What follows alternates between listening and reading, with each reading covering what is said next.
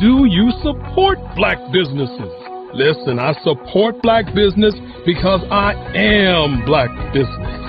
Black Business Expo, one of the largest business showcases in the history of black business in the world. The world! Sign up today at www.blackbusinessexpousa.com or call 919-308-9090. I am black business. I am black business. From the moment I wake until the time I sleep, I am black business. I am black business. Are you black business? I am black business. Do you support black businesses? I support black business because I am black business. Black Business Expo, one of the largest business showcases in the history of Black America in North Carolina. Join Dr. Eric Kelly III and a host of phenomenal speakers from all around the globe for this 7-day virtual event that you don't want to miss. The mission of the Black Business Expo is to raise scholarship money from kids all the way from high school all the way from college. The Black Business Olympics is one of the largest black business showcases in the world. It is an opportunity for businesses and companies to showcase their businesses globally. We are going to be giving away laptops up to $5,000 away to students. Again, I'm Olivia Appleberry, the founder of 2 Cents Finance and one of the speakers for the expo. I am so excited to see you there. For more info, go to www.blackbusinessexpousa.com or call 919-308-9090 and hope to see you there. I am black business. From the moment I wake until the time I sleep. Yes, I am black business. I am black business. Tell me, are you black business? I am black business. Do you support black businesses? Listen, I support black business because I am black business. Black Business Expo, one of the largest business showcases in the history of black business in the world.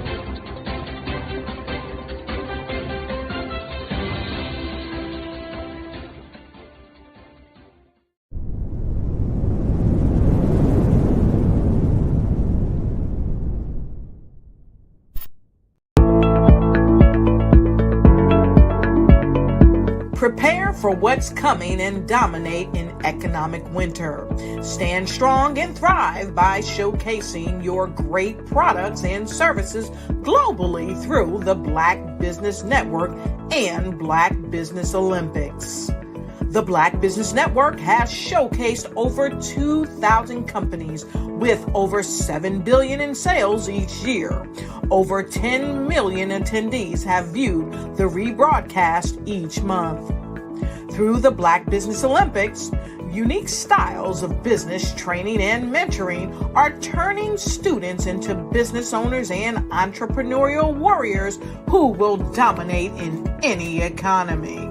Gain the ultimate advantage of the Black Business Olympics, 7 days of unbelievable topics and speakers speaking around the globe. Donate your time and experience to provide expertise and scholarships to students worldwide and change the world. Now, more than ever, new insights, tools, strategies, and capabilities are needed. This is your chance for a major presentation to the world. Fill out the form and join the more than 2,000 speakers who have presented to over 200 countries. Join the Black Business Network streaming live into the Metaverse, STEM City, Black Multiverse Enterprises, Hulu, Amazon, YouTube, iHeartRadio, Apple, Facebook, LinkedIn, Pod TV, IBM TV, Spotify, and Google Podcasts. Sign up today. Spaces are limited, and we will see you there.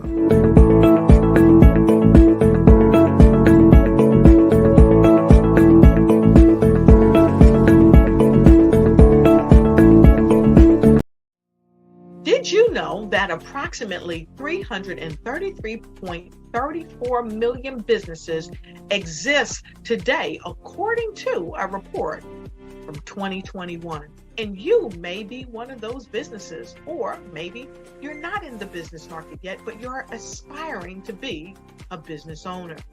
Well, guess what? You're in the right place at the right time. Because let's face it, everything is about timing and opportunity. Hi, my name is Dr. Lotus Richey, and I'm the CEO and founder of the Lotus Richey Coaching and Consulting LLC, along with the Lotus Richey Ignite Show. 15 minutes of success with Dr. Lotus Richey, as well as books to boom your business and bring who you are. And today, I want to bring this amazing message to you about the Black Business Network and the Black Business Olympics. See, the Black Business Network and the Black Business Olympics is designed to help people just like you, that's right, that look like me, to take their business to the next level. Not just in your front yard or your backyard, but globally. The Black Business Network and Black Business Olympics is designed not to just help you survive, but to help you thrive. So join us today as we come together with businesses all around the world to support our students, our children, our young teens, our young entrepreneurs. What we do is we come together to help raise funds for students who are aspiring to be business entrepreneurs, who are aspiring and who are thriving in college. We endow them with a wonderful opportunity to gain scholarship of either a laptop or several thousands of dollars. And we invite you to help be a contributor to this amazing opportunity to help someone that looks just like you. So join us today at our website and let us connect with you and help you ignite and take flight in every area of your life on the Black Business Network and the Black Business Olympics.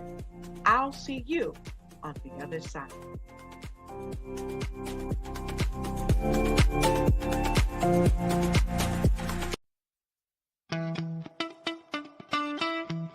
How many times have you been asked to help someone you didn't even know, a student, a business entrepreneur, or did you ever even ask, where did they end up? That business, that friend, that entrepreneur. Well, just maybe they ended up in a gang, bankrupt, homeless, or worse, dead. Maybe they turned to crime, drugs, and alcohol. Did you ever wonder? Did you destroy their dream, or was your life always so easy? At the Black Business Olympics, we started a movement to help students complete. Give them hope and foster success. Help them to leave their dreams of providing laptops, computers, and up to $5,000 in scholarship funds. Today, we ask you to help a student, a business owner, or an entrepreneur to realize their dream by sponsoring them, supporting them, and buying from them. Consider this. With $1.6 trillion in our Black community, we only ask for a small donation for our students, our businesses, and our entrepreneurs.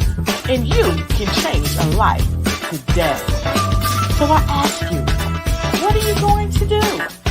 Sit on the sideline and watch our students in high school be leaving, miss out on their dream from lack of resources? Or are you going to donate to the movement and change their future and yours as well? Give us a call today at 919-308-0960 change their life by investing with action to the Black Business Olympic Fund. The Black Business Olympics, one of the largest business showcases of Black business in the history of the world.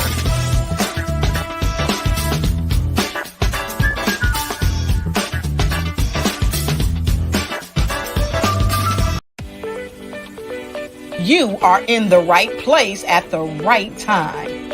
The Black Business Network opens again for its Black Business Olympics, a 24/7 broadcast on business, strategies, global branding, social media marketing, finance, advertisement, and much, much more. Featuring the top, most powerful entrepreneurs and speakers and thought leaders from all around the world as they gather together for this phenomenal event. Join the Black Business Network streaming live into the metaverse, STEM City, USA, Black Multiverse, Pod TV, Roku, Hulu, iHeartRadio, Apple TV, YouTube, TikTok, Instagram, Google Podcasts, Facebook, LinkedIn, IBM TV, Spotify, and Twitch. Tune in today and be a part of this amazing movement. The Black Business Olympics welcomes you.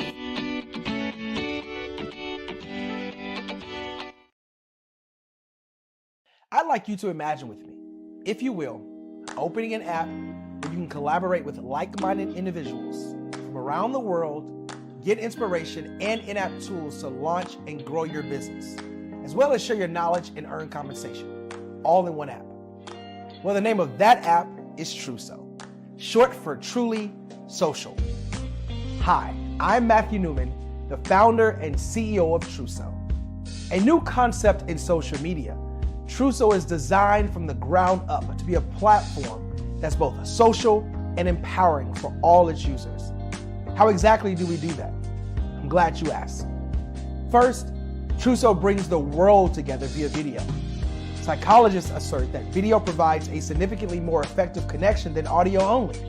When you enter a community on Truso, you're face to face. Second, on Truso, you don't have to have 1 million followers to monetize. Our business model allows all hosts and moderators to monetize, no matter the size of your following, by 1, producing fee-based content, and 2, inviting others to join the platform as subscribers. Even more, Truso has an in-app resource library with over 100 free resources, forms, and documents to help you build your brand and grow your business. Third, Truso is inclusive. The deaf and hard of hearing communities make up 360 million people worldwide. Unlike audio-only apps, Truso embraces this community, providing a networking platform that allows them to participate via video and closed captioning. We even have a deaf and hard of hearing foundation in the works as well. Fourth, Truso is both social and safe. We refer to Truso as a virtual extension of the beauty shop, barbershop, and brainchild of the community. A place where there's laughter, along with wisdom, growth-oriented conversation, and genuine connections in a safe space. Truso even has proprietary security to ensure we maintain a safe environment for everyone. Where are we at now? Truso is live, y'all. We've launched in beta, and we're acquiring users daily. We have an incredible development and marketing team, plus amazing celebrity influencers at the table, helping us spread the word around the globe, beginning within the African diaspora and beyond by creating a safe space for growth, connection, and collaboration. We're truly excited about Truso. We've created something special for which there is a global market. And we invite you to embark on this journey with us as a shareholder. The future for Truso is truly bright. Join us and let's go there together.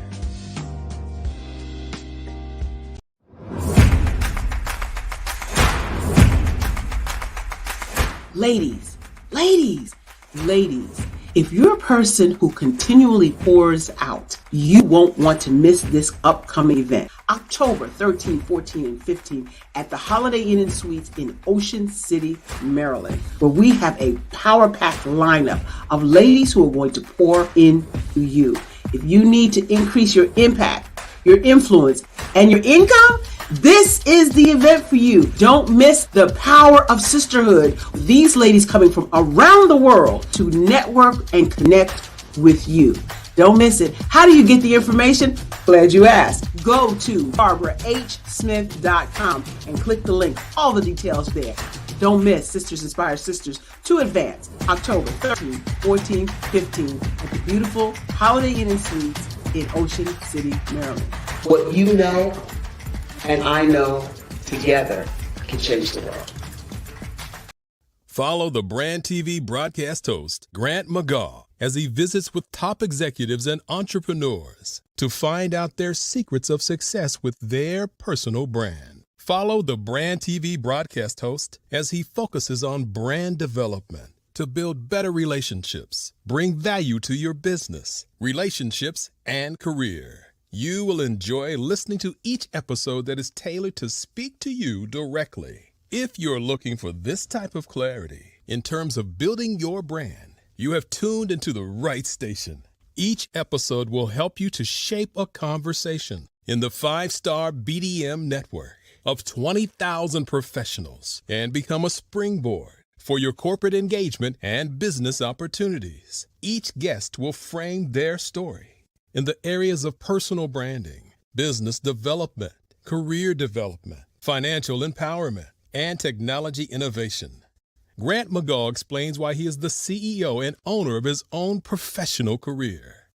Grant is an accomplished business leader and entrepreneur who wants to give back to individuals to grow their personal brand strategy. Tune in as he weaves his story about new possibilities, while to you exceed expectations. If you love storytelling, this show will make for fun.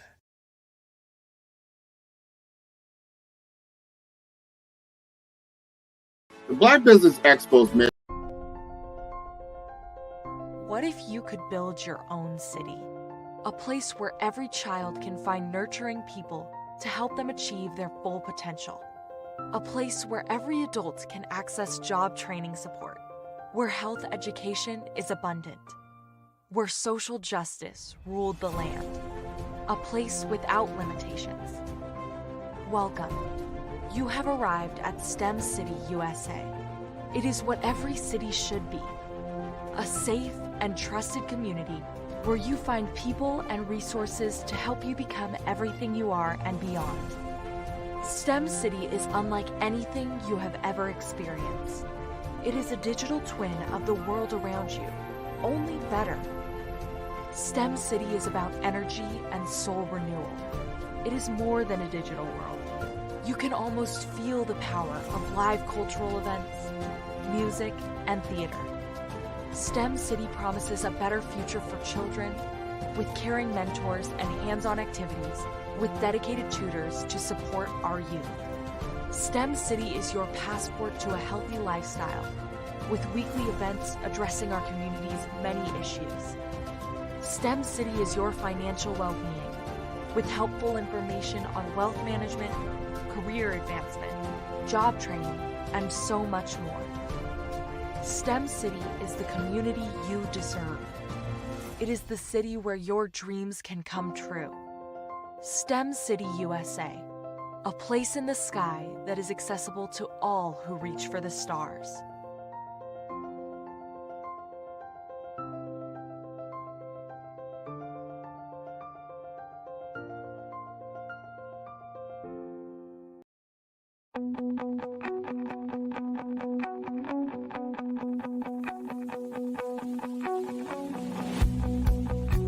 I am Black business.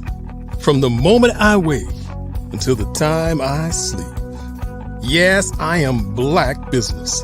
I am Black business. Tell me, are you Black business? I am Black business. Do you support Black businesses? Listen, I support Black business because I am Black business. Black Business Expo. one of the largest business showcases in the history of black business in the world. The world! Sign up today at www.blackbusinessexpousa.com or call 919-308-9090. I am Black Business.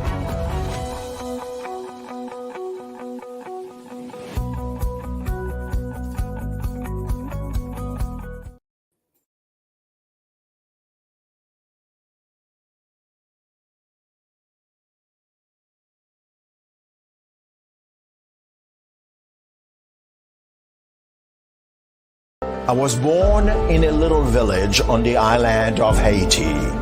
Many deadly diseases pounded me. It is as if they were on a mission to end my existence on this earth. I refused to give up. In 1983, I left Haiti and came to the United States of America. And I came with $5, 2 shirts. I didn't speak any English. I came to Atlanta. I got a job. I was a doorman. I was a doorman with a dream. What I used to do, I used to come on stage. I'd rehearse this moment that I'm standing in front of you. That's the power of a dream. Maybe today is the day you begin acting as if you already have it. And then step out with full force. Take a risk. No condition is permanent. Don't let your situation distract you. You are chosen. You are called. You are born for a purpose in this life.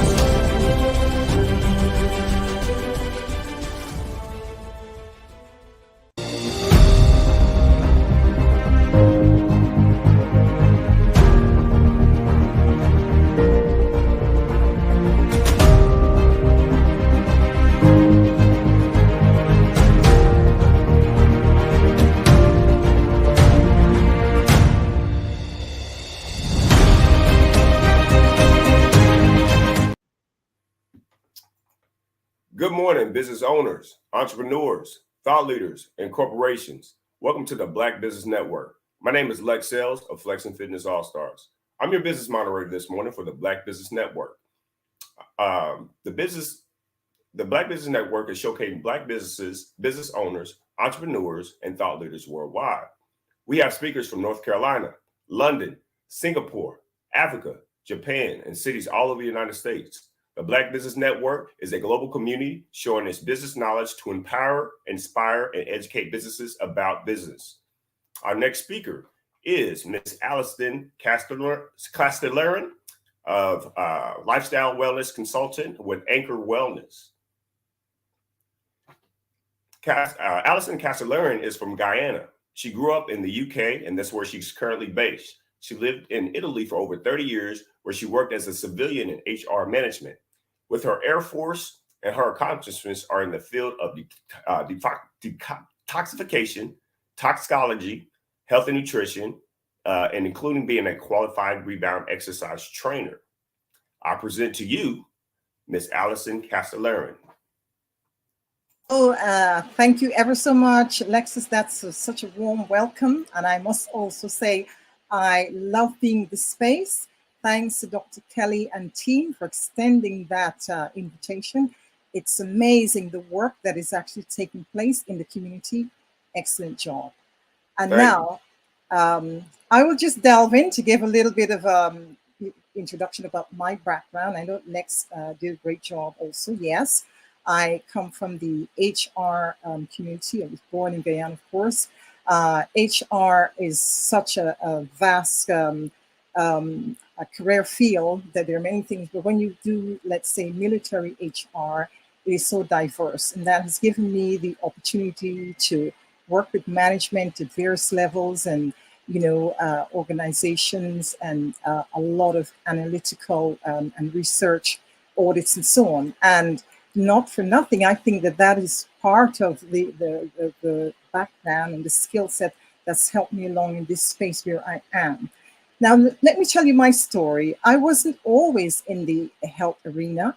But my late mother is the one, bless Lucille. She had something to do with this role.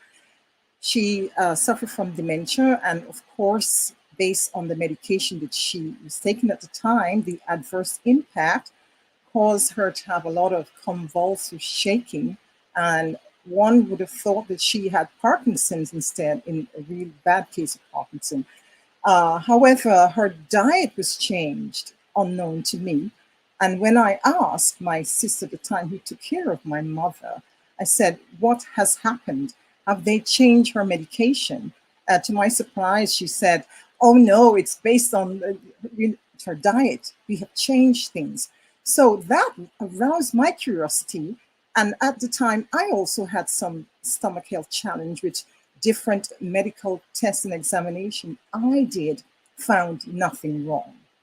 Of course, I decided to research a little bit and start applying some of these things, but I realized that I didn't have sufficient knowledge to take it to a level where I wanted to. So I delved into the health studies, as Lex mentioned. I also moved on to detoxification and toxology. And I was really, really amazed and blown away when I did the detoxification and toxicology, because that also tells us the origin and the exposure that we don't realize we're having to a lot of toxins.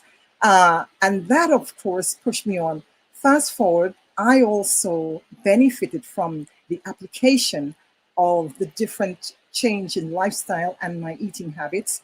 I no longer have any disturbance or dis-ease, I can call it, with my stomach. And let's hope that that keeps going well, right?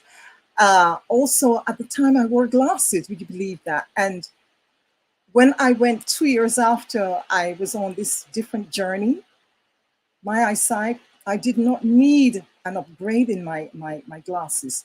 So that was amazing for me. That showed that things worked.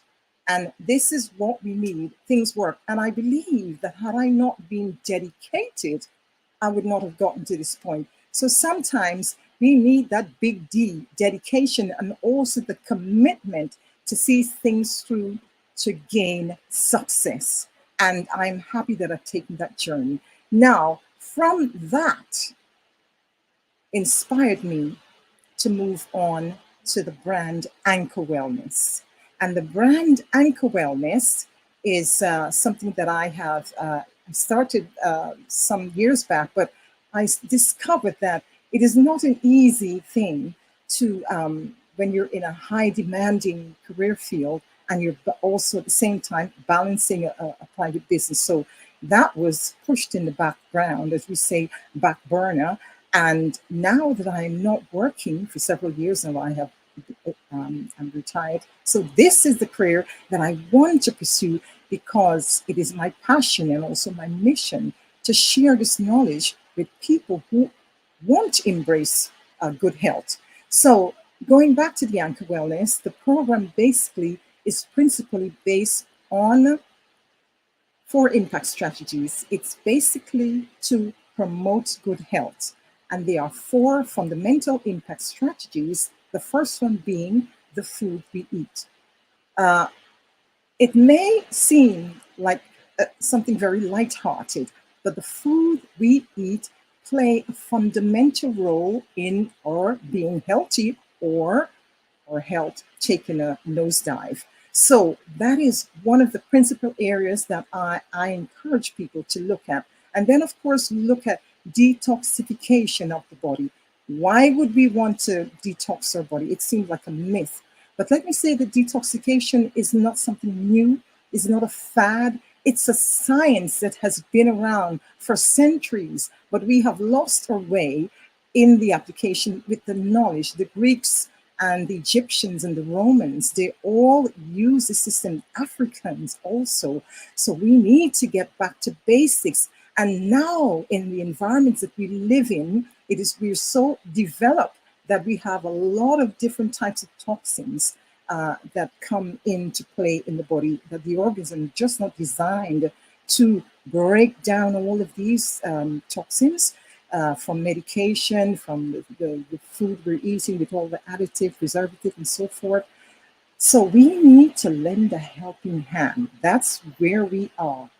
And of course, the third one that we have is high energy. Maintaining high energy is fundamental. It's not only exercise, but you see, we are energetic beings. We're all energy. Everything in life is intertwined. We have lost our way. So we also need to find ways of connecting with the universe. There are different methods that we can do. One of the things I usually say to a lot of clients is get out there and barefooted sometimes, connect with the earth. We are always in our shoes, we are always in an area where it's all built up. So we need to make that connection also, free your mind, distress your body. So we need to reach out in that space too. And the fourth, of course, the fourth input strategy of Anchor Wellness is to reduce the aging. Of course, everybody wants to reduce aging. We don't always want to look our age. We want to look refreshed. But also, once the mind is healthy, once the body is healthy, the mind will flow in the same direction. And we need to get that balance. So this is what Anchor Wellness is about. So let me tell you also, if you want, you can reach out to Anchor Wellness at http://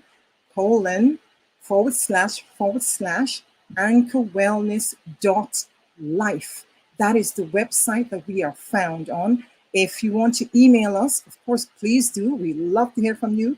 info@anchorwellness.life, or alternatively, here is our phone number.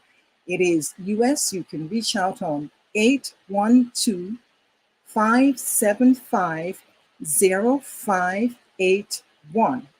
Or UK, if you're in the UK, we are on the international code would be +44 7592 966015. So I am so happy and delighted to be in this space. It seems sometimes I think like I'm a child again, with all the excitement to share knowledge. One of the reasons why I feel that a lot of people aren't embracing the healthy lifestyle, I'm talking today, by the way, a little bit. I want to share some information on the foods we eat, because fundamentally that can actually build up the health or break down your health. And the foods we eat, if we're eating overall foods that are fried, that are cooked, cooking destroys a lot of the nutrients in our foods. We're eating a lot of foods like refined foods. We're eating a lot of foods that have additives. Supermarkets today. So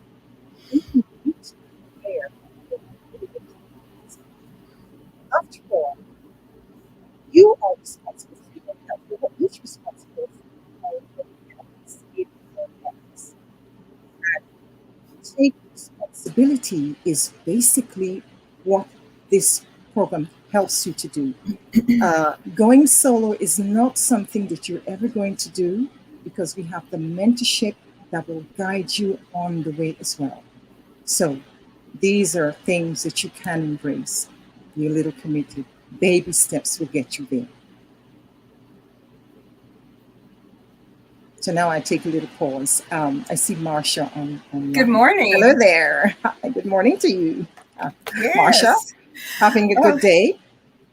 Thus far, I'm starting it with you, so it's going to be good, right? Definitely. So what part of Africa are you from? I'm from Guyana, which is actually located in the coast of South America, bordering Brazil and Venezuela. Venezuela is actually on the border. So that's the part of South America. Yes. Wonderful. Wonderful. Mm-hmm. So you've been doing a lot of healthy living. And I think that myself included, that we need to get a real perspective on the food that we eat regularly, and making certain that we are conscientious about that intake of food.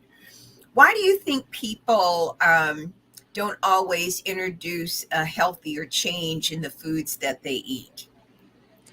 Well, Marcia, I believe one of the difficulties in this is that, we have a learned lifestyle from childhood, and no one has ever taught us what is healthy eating options. So it's not easy to break the habit. It's not easy to break such a stronghold. Sometimes people have busy lifestyle and whatever. There are many aspects of that why people aren't embracing. Sometimes people haven't got the knowledge or they haven't got the support. So with what we're doing at Anchor Wellness, it's just that to counteract some of these challenges that people face in embracing this healthy eating. And so why too often I think people don't really even realize that they're not eating properly. And, we get accustomed to a certain diet, but for us to be healthier, we really need to be more intentional. Can you speak to that? Yes, absolutely. Knowledge, I say, is power. And one of the things that I say, if you're not aware, like I wasn't aware at the time when I saw food and my taste buds run havoc, I was like, oh, that's so delicious, you get that water in your mouth when you think of that lovely, delicious fried chicken, and you will eat it very often. So, the body needs also gradual change. You shouldn't implement any change to the body drastically. Of course, you wouldn't survive. You wouldn't survive the process. You would give up because you would feel, oh gosh, it's not working. So gradual replacing some of the foods that you're eating for the healthier option is a start. And then you will find that you become more and more committed. So this is basically how I advise people to approach it. That's important. Yeah. So, but let's also talk about how does fiber, and we're seeing a lot of that, particularly here in commercials. It's full of fiber. What is fiber, first of all? And why is it so important to the body? Yeah, well, first of all, fiber is the roughage that you will get to help break. Body has to break down fiber in all the foods, most of the foods we eat. And you get a lot of fiber from vegetables. So when you eat foods with fiber, it's very good for your whole digestive tract, in particular for the colon, because even though fiber itself doesn't have any beneficial nutrients for the body, it really works as a broom, and it helps to sweep out the intestines from all the sludge and the buildup. So we need fiber. People are suffering from constipation, things like that, and because lack of fiber, and there are other things, of course, but the main thing is fiber. So what's fiber? Can you identify what types of fiber there are that people should be focused on? Well, I would always say get it from the natural foods like fruit and your vegetables have fiber. You can also use grain. Grain have fibers. Any whole foods, instead of doing the white rice, you can use brown rice. I always say brown over, the refined. And that's where you're getting your fiber from. Mullet is another good means of fiber. And the body loves this kind of food. It responds, your colon will respond a lot better when you're eating fiber.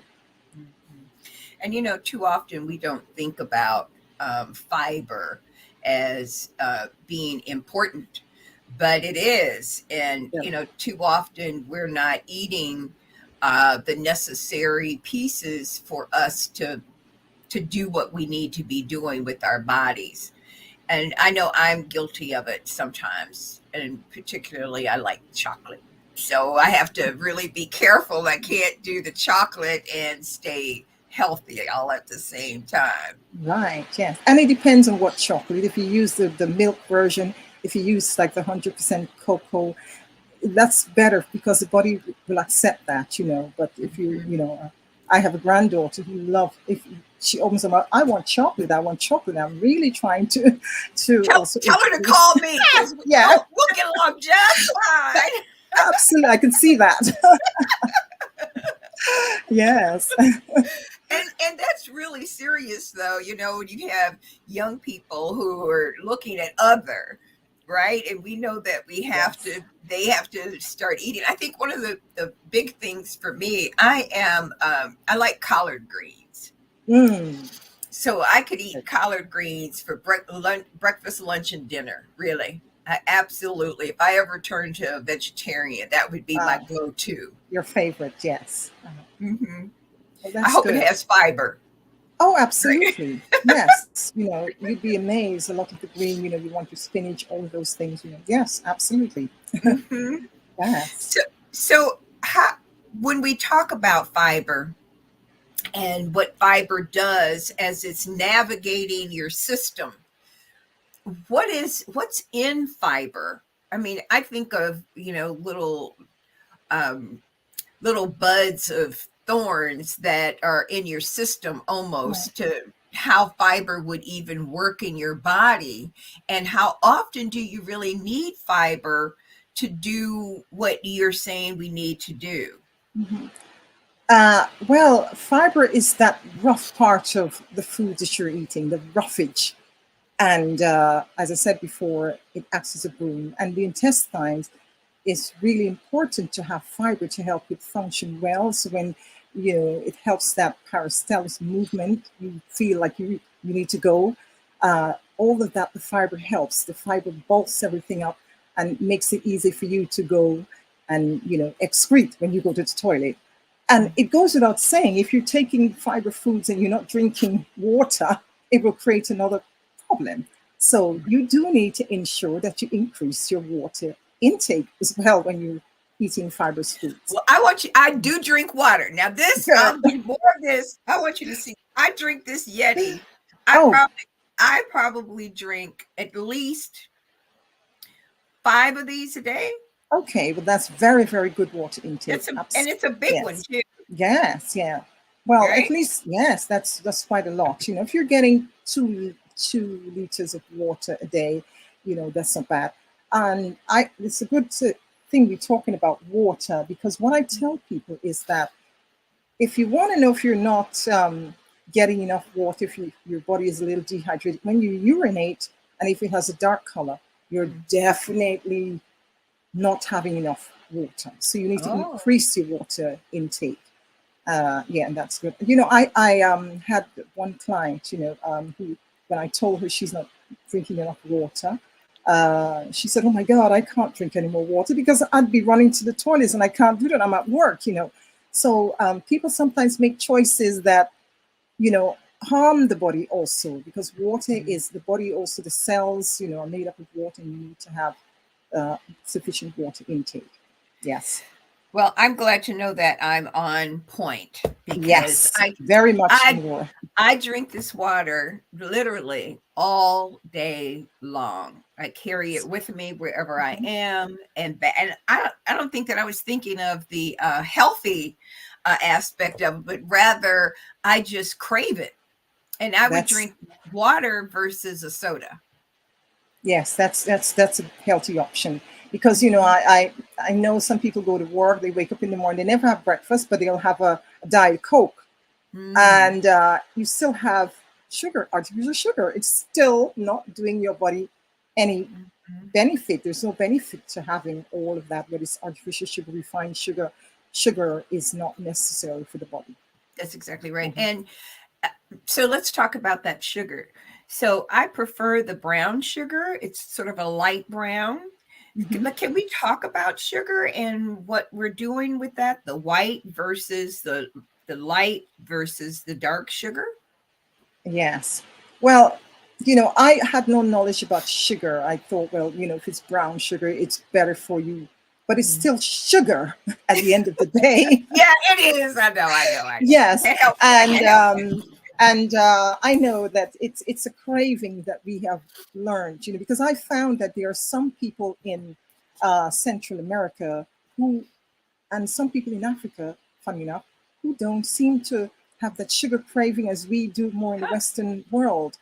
So they're not moved by when, you know, early on I found if I would take a box of chocolate or something like that, they're not really moved by things like that. They would have it there and in their cupboard, and I'd go back and I'd say, you still haven't had that chocolate yet. They're just not craving sugar as we do. So I think it's more in our society that we've learned it, and of course they're becoming more developed in our societies too. And the younger generation perhaps are changing a little bit. But any kind of sugar has no relevance really to the body. It's not adding value to the immune system. So if you must have something sweet, I would always say don't make it a regular reoccurrence that, I have to have my sweet tooth. Every meal I'm having a dessert or something like that. That's not, going to add any health value to your body. Oh, that's not any fun. I like that chocolate cake stuff. I really... Yes. Yeah, it may be like an occasional treat or something like that. Of course, Right. Life would be miserable if you didn't have some of those, isn't it? Mm-hmm. But, I think what's also important is finding those fruits that can supplement that craving with a fruit that you like. Yes, you said it. Because as I said with my granddaughter, I'm trying to implement the fruit to substitute because she can ask for chocolate, ice cream, that's all. Tell her to call me. I understand that concept. And that has been an eye-opener for me, actually, Marsha, because I realized the early you start with, the healthy options, the better it is that you will be able to continue that way, But most of the times, our parents did not know. My parents did not know, So I don't blame them. They did the best they could. But now that I know, then of course I'm going to pass that information on. That's exactly right. And I think it's really important to, back in the day, I had a girlfriend who was really, really health conscious. And we used to laugh about it. I was like, oh, yeah, okay, go ahead. Just give me that chocolate, girl. I'm not trying to do all that. But she was very consistent about Beverly. She didn't play. She said, okay, this is what I'm going to do. And this is what I need to do. And I'm not going to make any changes. Right. So what are some, maybe 3 situations that are aspects that people should be considering when they look at their diet, and also, too often we're impacted with our skin because we have these breakouts as well. So how do we really get centered on healthy eating? What are the things, because it's not only the physical that we love, but it's also the emotional. How do we deal with that? Well, that's a good question. It has to be a balance. And this is the reason why, if we can look at in today's society, we're having a lot of mental health issues and so forth. And we need to look at the body as a whole. As I said, the food we're eating is one of the aspects that we're looking at. And that's one of the major things, what you're putting in your body. Also, the exposure you're having to toxins, people are still using a lot of plastic today, but I'm seeing a lot of efforts now in different societies that they're trying to reduce plastic because toxins leach out into different, utensils that you have. If you have water that is plastic and it's in the sun, you have the toxins are leaching out. And when these start getting into your body, little by little, it builds up. So we need to do things, I see we talk about, people are breaking out in skin pimples and so forth. It could be a reaction of something you're using on your skin. And people don't realize that the products in some of the creams and potions and lotions are not always friendly to our skin. So you need to also be aware of what you're putting on your skin, use natural things and so forth. A lot of times also when we have skin problems, it's a digestive problem. You should look at maybe detoxifying your body. It may be, you have some parasites. You may also have different kind of toxic material from medication, even from the food that we eat. The body is not able to your detoxification organs like the liver, the colon, sometimes even the kidneys, the lymphatic system also are not able to cope under such burden. So you get different symptoms it may be pimples or so breaking up, maybe rashes on your skin. Because if there's no known specific reason that you know that maybe, you've been grazed by or whatever, you use something on your skin, then you really have to look internally and change the dynamics, do something about it. That's really powerful because I hadn't even thought about that, but it makes sense, right? It's got to come out somewhere, and if it doesn't flow, then it's going to come through that somewhere, one of your pores. Exactly. And skin is, one of the largest organs, and a lot of things is manifested in the skin. Yes. That's really crazy, though. It's kind of scary because we don't really think about how that detoxification, it should be a regular concern of ours, that we need to have everything in front of us with our children, particularly, to understand, because I think some of these diseases are coming from some of the foods that we eat. Absolutely. The foods that we eat, remember, one of the things is that, our population has grown, and the food production now, they're looking at faster food production, faster growth, faster yield. So the soil also becomes very deprived of the nourishment. So the food is also voided of some of these goodness that they should have. So it's a whole spiral of things. More pesticides are being used to cope with the bugs and so forth.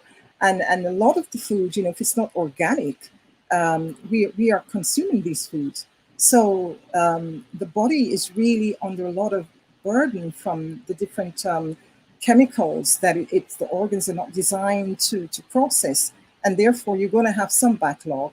So detoxification works in a way where you're saying to your body, I'm going to actually give you a break so that you can go in and work on the backlog. I'm going to use certain foods and maybe herbs at the same time so you can go in and deal with the situation. And that's part of its fundamental thing to do. So the frequency of detoxification, if you're already eating healthy, I mean, a lot of people are embracing that now too, but there's still a great majority of people who aren't, right? Let's face it, the world is what it is. So what you can do is a periodic detoxification, like every 90 days, you can, ensure that you are, because whether we like it or not, we're living in a toxic soup. We can't avoid it. There's no other planet to go on. So let's make the most of it. And yes. And so let me just say something. When we detoxify, should we be almost on a regimen of fasting as well? Well, it depends on what detoxification method you're actually looking at, because there's some detoxification methods that would include fasting, abstaining from food, and so forth. And there are others that would you would abstain from eating any cooked food or fried or processed foods. So, but you will have to abstain, because if you are getting rid of things that aren't beneficial for the body, or certain substances, it's no good if you're going to be inputting the same things. So you do have to abstain from, yes. So yeah. That's exactly right, because you're really just creating more madness. Absolutely, you're defeating the purpose of what you're doing, right? That's right. Now I got to go sit down and look at my refrigerator, see what I got, because you're going to make me. You want to detox, yes. Oh, yes. So when we talk about weight, we do all these crazy diets. Mm-hmm.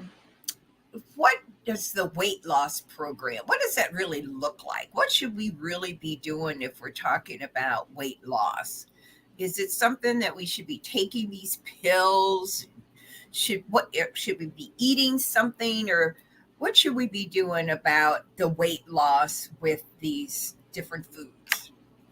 Well, my view on weight loss is that it must be done, or it's more effective, let's say, and it's more sustainable if it's done with the natural elements that we have on the planet.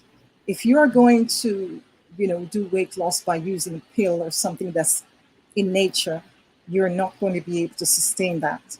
You will probably end up having the yo-yo technique. So weight loss requires consciousness of what you're putting in your body.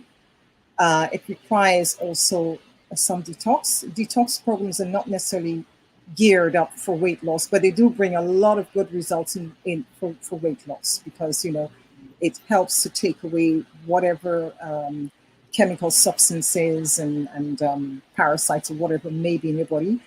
And the fat burning side, of course, means that you are going to do some form of movement, because you must have the combination of those. So it should be, I see it as a lifestyle shift. And that's what people, if you're looking for fad, it will end at a certain point. But if you're looking for a lifestyle shift that you want to maintain and you're determined, the big D again, you will succeed.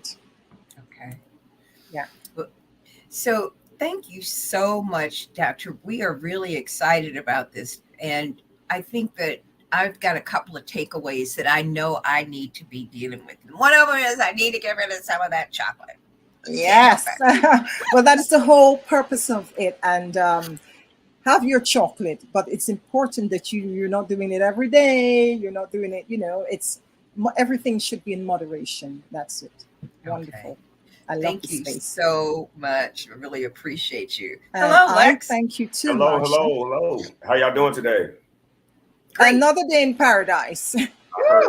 Another day above ground. Definitely, yes, ma'am. Definitely, that was some great information. So we definitely look forward to more information and keeping in contact. What would you say is the best way to reach to you, get to your social media?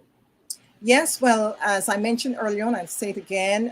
You can find us. The website is https://anchorwellness.life, or email us at info@anchorwellness.life, or a phone call, only a phone call away, which will be US 812-575-0581. Or if you're in the UK or you want to call from abroad, it will always be 44+44-7572-966015. And I'm Allison, and I'm so delighted and appreciative to be in this space. You are wonderful and amazing too, Marsha and Lex. I definitely do appreciate it. Thank you very much. And genius is coming. And I'll see you on the other side. Most definitely. Most definitely. Take care. Bye-bye. Thank you all. Bye-bye.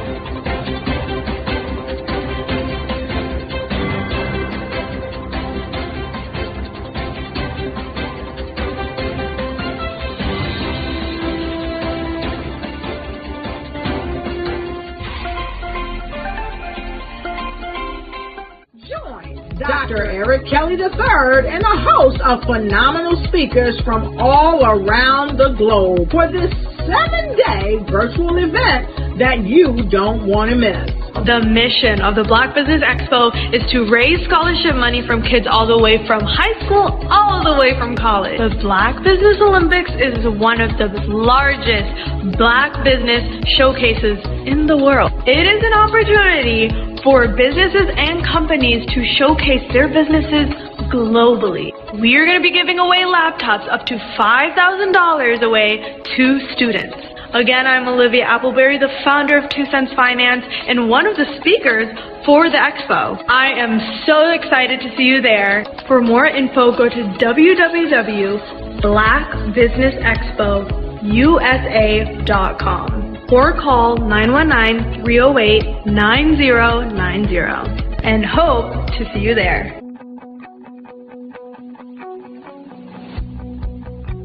I am black business. From the moment I wake until the time I sleep. Yes, I am black business.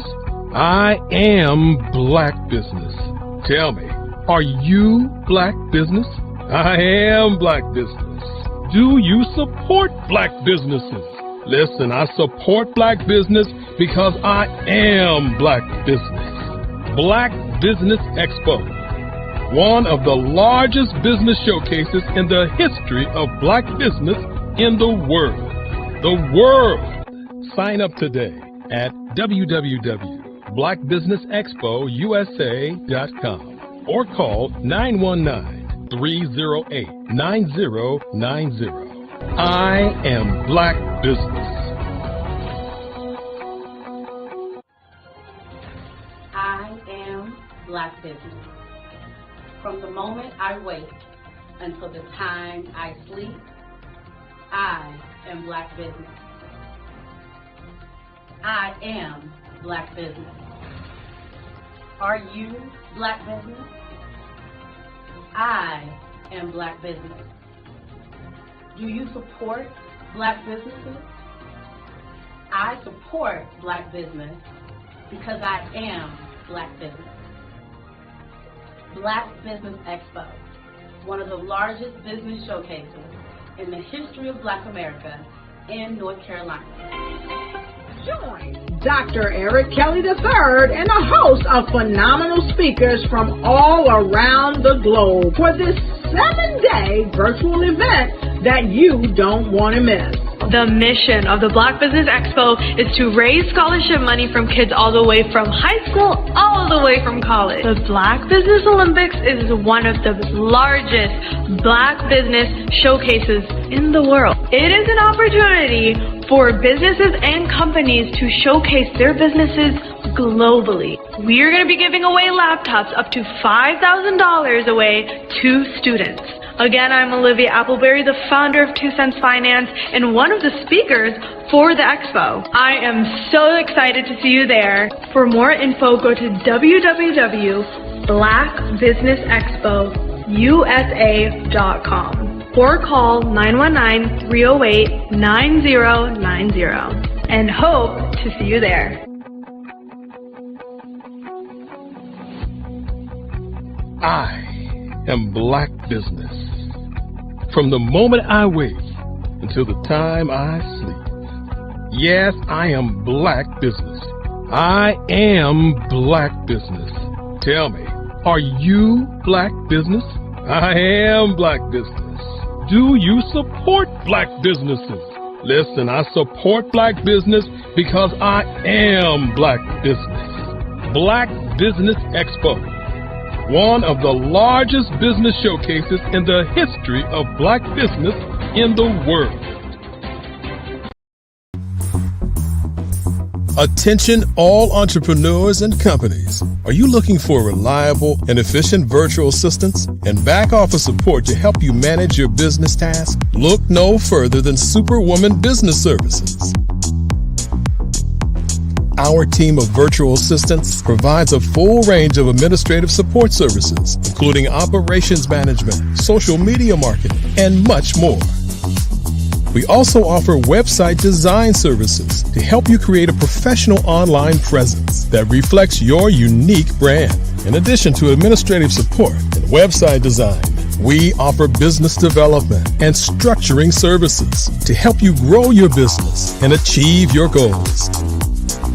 We'll work closely with you to identify areas of improvement and develop a customized plan to help you reach your full potential. At Superwoman Business Services, we understand that running a business can be overwhelming and time-consuming. That's why we're here to help you fly high and achieve success. Our virtual assistants are highly skilled, experienced, and dedicated to providing you with the support you need to thrive. Come fly with us and take your business to new heights. Let us help you become the superhero entrepreneur you are meant to be.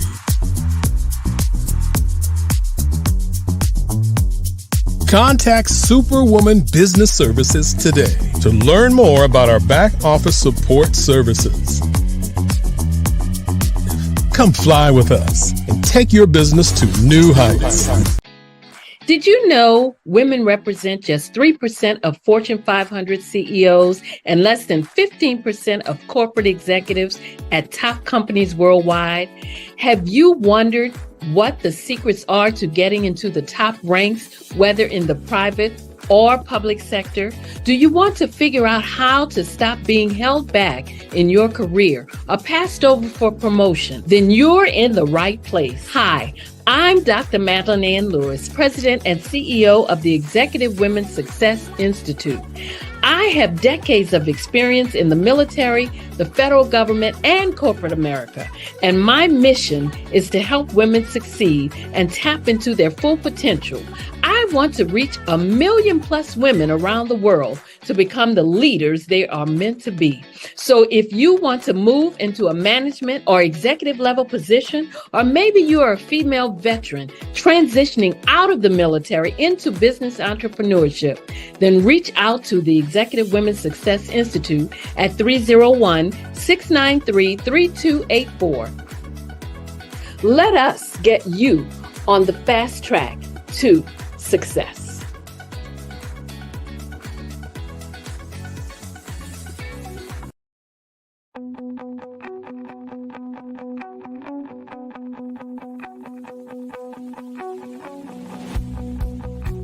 I am Black business. From the moment I wake until the time I sleep. Yes, I am Black business. I am Black business. Tell me, are you Black business? I am Black business. Do you support Black businesses? Listen, I support Black business because I am Black business. Black Business Expo, one of the largest business showcases in the history of Black business in the world. The world. Sign up today at www.blackbusinessexpousa.com or call 919-308-9090. I am Black business.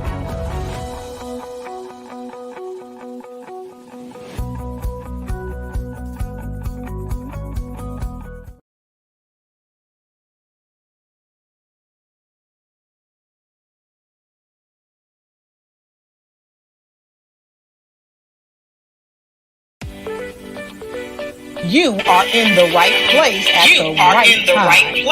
The Black Business Network opens again for its Black Business Olympics, a 24/7 broadcast on business, strategies, global branding, social media marketing, finance, advertisement, and much, much more. Featuring the top, most powerful entrepreneurs and speakers and thought leaders from all around the world as they gather together for this phenomenal event. Join the Black Business Network streaming live into the metaverse, STEM City, USA, Black Multiverse, Pod TV, Roku, Hulu, iHeart. Hello, good morning, good evening, good afternoon, wherever you are in the world, and welcome.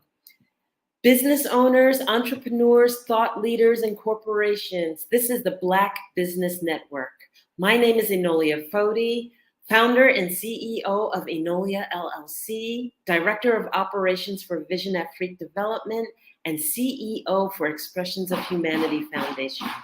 I am your business moderator from Angola, Africa, for this morning on the Black Business Network.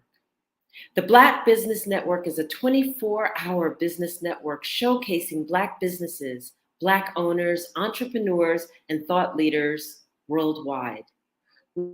We have speakers from North Carolina, London, Singapore, Africa, Japan, and all cities all over the United States. The Black Business Network is a global community sharing its business knowledge to empower, inspire, and educate businesses about business. With our topic being business and culture, we'd like to introduce to you Coach Trey Bell.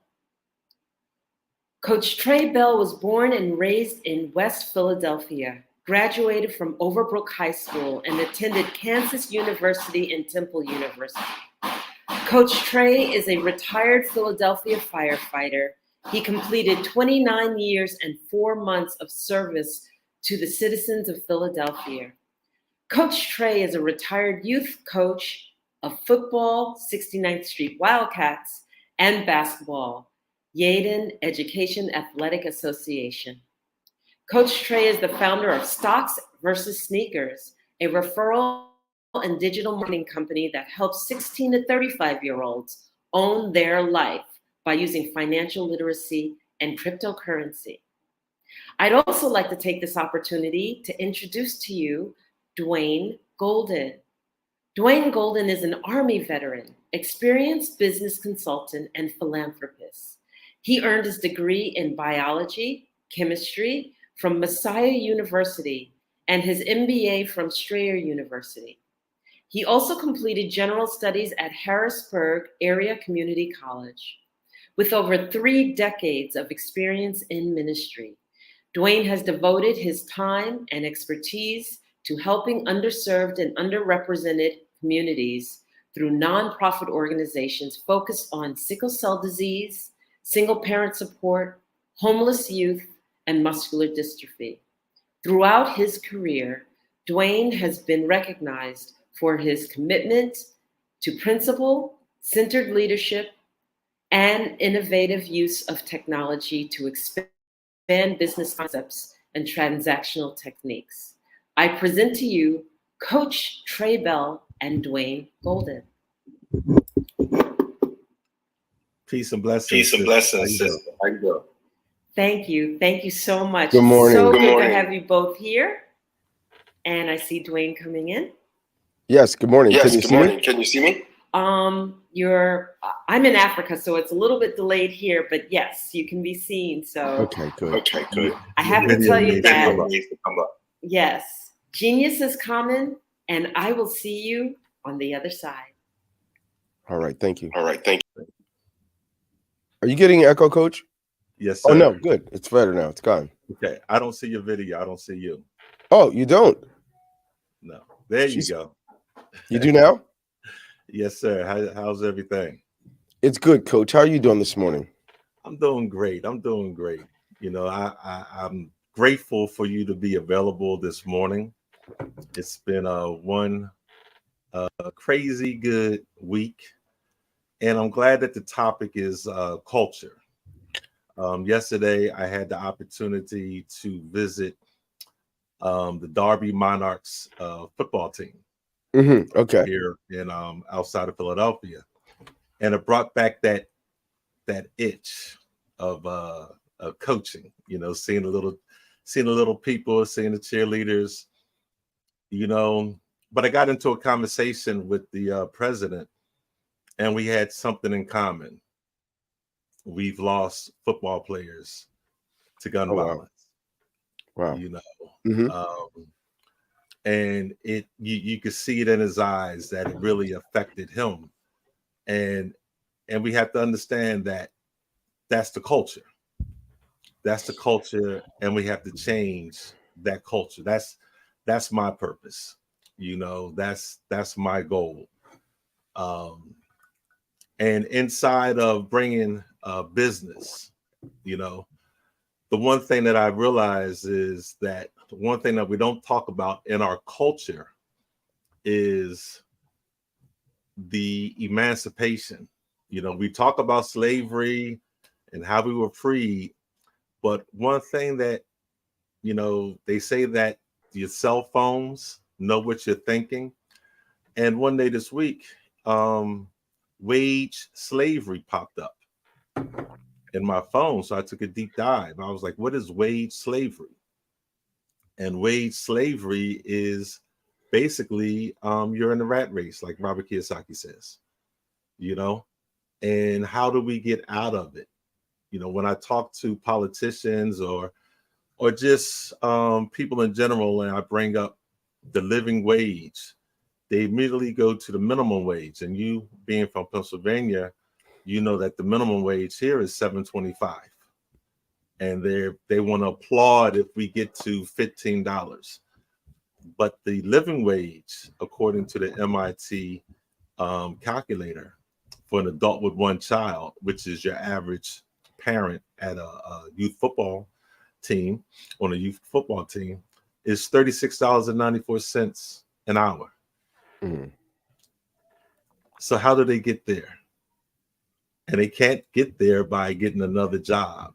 And our culture is always pushing jobs, which is cool. But you, with your expertise, you have developed systems to help individuals do something for themselves. And just being an entrepreneur, being self-employed, is still on the left side of the quadrant, according to the cash flow quadrant. How can you explain how you created your systems? Because I've been following you for so long, and a lot of people don't know exactly what you do, you know? Yeah, I'd be happy to, Coach. Thanks for having me in this chat with you. I'll start with the idea that, as common as it seems that people focus on wages and things like that, that concept is really just a good 150 years or so old.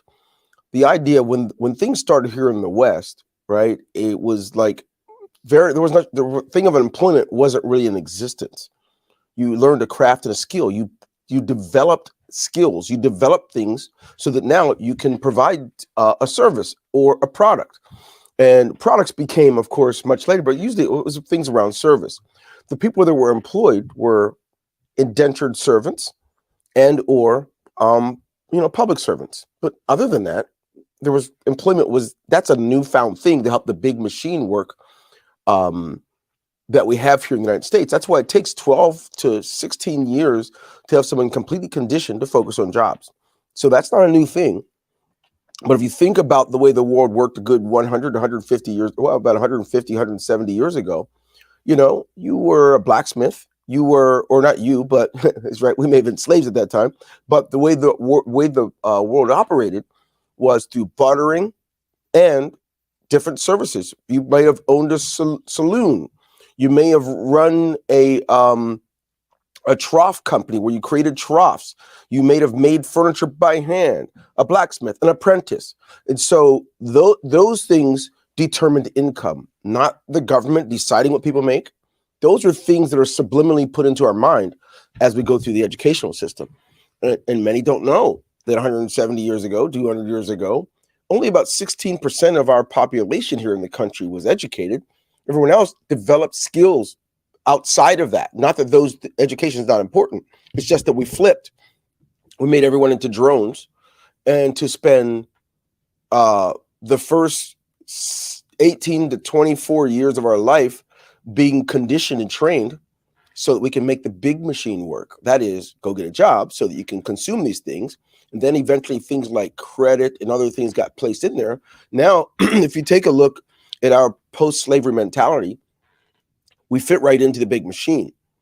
And so I was never comfortable. I had 23 jobs in 19 years. I don't know why. I don't know if God put something in me. I was never satisfied with just routine. And so it wasn't money that attracted me. It was the ability to be able to use my mind and use why I'm here, my wiring. And so it didn't matter what a company paid. If it didn't fit right, I didn't stay. In the old days, that meant you were unstable. Nowadays, it's very common, right? Mm-hmm. And it appeared that I may have been unstable with all of those many jobs. But the skills I learned along the way prepared me for entrepreneurship. I was already prepared from birth. I think all human beings are. So if you think about a 2-year-old, they see what they want and they go after it. That's because they have the wiring that God gave them from birth. It's nothing for a 2-year-old to walk over to another child, pick up that child's toy and say, mine. Mm-hmm. Now, granted, it's not the correct mode, but what is correct is they see what they want and they go for it and they possess it. And so entrepreneurship is nothing less than that. And so what has to happen is we have to debug, undo the wiring and undo the conditioning. So when I create systems, I like to create systems where the individual determines their return. I don't think in wage, right? Wage typically or usually in cases that we refer to or talking about in return for our time, we're going to get this amount. I don't want to talk to vendors who tell me, okay, here's my billing hours. I don't want to know what your billing hours are. What do you charge me for what we do? What you put in hours, that's on you, you know? So there's a lot of undoing. So for me, I like to create systems that either require the person who's going to utilize the system to undo their thought process, have a paradigm shift so they can actually be successful. And so when you do that, you find out the ceiling that we're trained to have a ceiling. So 40 years ago, when you were in school, you think if I could get a job making $50,000, which is about equivalent to what 150 would be now. You're like, if I could get that kind of a job, that means I can have the house, the spouse, the dog to bring me my slippers and a white fence around my house. That stuff's conditioned through Disney, through the movies, through everything. And all of a sudden, we're all just become these walking drones. What do you do? Well, I went to law school. What do you do? I'm a physician. What do you do? I'm a manager at CVS. I'm a so-and-so. Before you know it, our identity has nothing to do with who we are. Our identity becomes about what we do to make the big machine run. So my ideas that I integrate into systems that are built have to do with that individuality. What can I do, right? So I can exchange a whole lot of value for a little bit of income or a little bit of return for that exchange. And when you do that, you can build true wealth, long-term and residual. But it doesn't happen unless you get rid of the old conditioning. See, the old conditioning makes you think things that remove the ceiling are it's too good to be true. It's a scam, all those things. Now, so if you think about it, the average hours worked, right? If we round it up, the average hours worked a year for an employee is 2,078.4 hours, but they say 2,080. No one ever thought about this. I mean, it's always bugged me as a teenager. If I gave 2,078.4 hours to me, how much could I make? So at the age of 40, I mean, I was ahead enough. I'm like, all these years, how much money am I making for the people I'm working for? I don't care what they're giving me. What if I gave that to myself? What happened when people like Michael Jordan gave all the hours of work towards their craft so they can demand their return? What happened when people do that? So I wanted to create systems where the ceiling is removed. So did you know there's really very few professions in which the ceiling is gone. And so what we do know is that the wealthiest people in the world sell. They sell services. They sell the very shirt you're wearing. They sell the very houses you're wearing. I mean, you live in. They sell the very technology you use. So people that sell make the most. And what does the big machine do? It makes you think people that are salespeople are sleazy. Yes. Yeah, granted, there are some sleazy people that sell, but there are sleazy people that buy also. We don't say buyers are sleazy. So selling, you know, people say, oh, Bill Gates is a genius. Well, Bill Gates sells. He's been selling from he first bought DOS, right? He licensed everybody. You got to pay every year. Microsoft Office Suite. Hey, every year you renew it. Millions of people. Then 1 billion people. What? Wait a minute. Every time you buy a PC, it's going to have this one or that one. Yeah, guess what? He's selling. So the people that sell, whether you sell for a company, there's a compensation structure in which they'll pay you. And I don't know of any. Most don't have a cap. That means you determine what you make. Or you can buy the lie and you can wait 30 years. Maybe you'll make it the vice president or president of your company when you're 60 before they kick you out. And then for the majority of the population, that doesn't happen. So what does happen when we work somewhere for 30 to 40 years? In order to keep the house sustained, you either have to greet people at Walmart or maybe begin to take some orders at Wendy's. Nothing wrong with those things. But when your body is already aged out, you can't enjoy it because you spent much of your life under the conditioning of wage thinking and employment. Doesn't mean that employment's bad.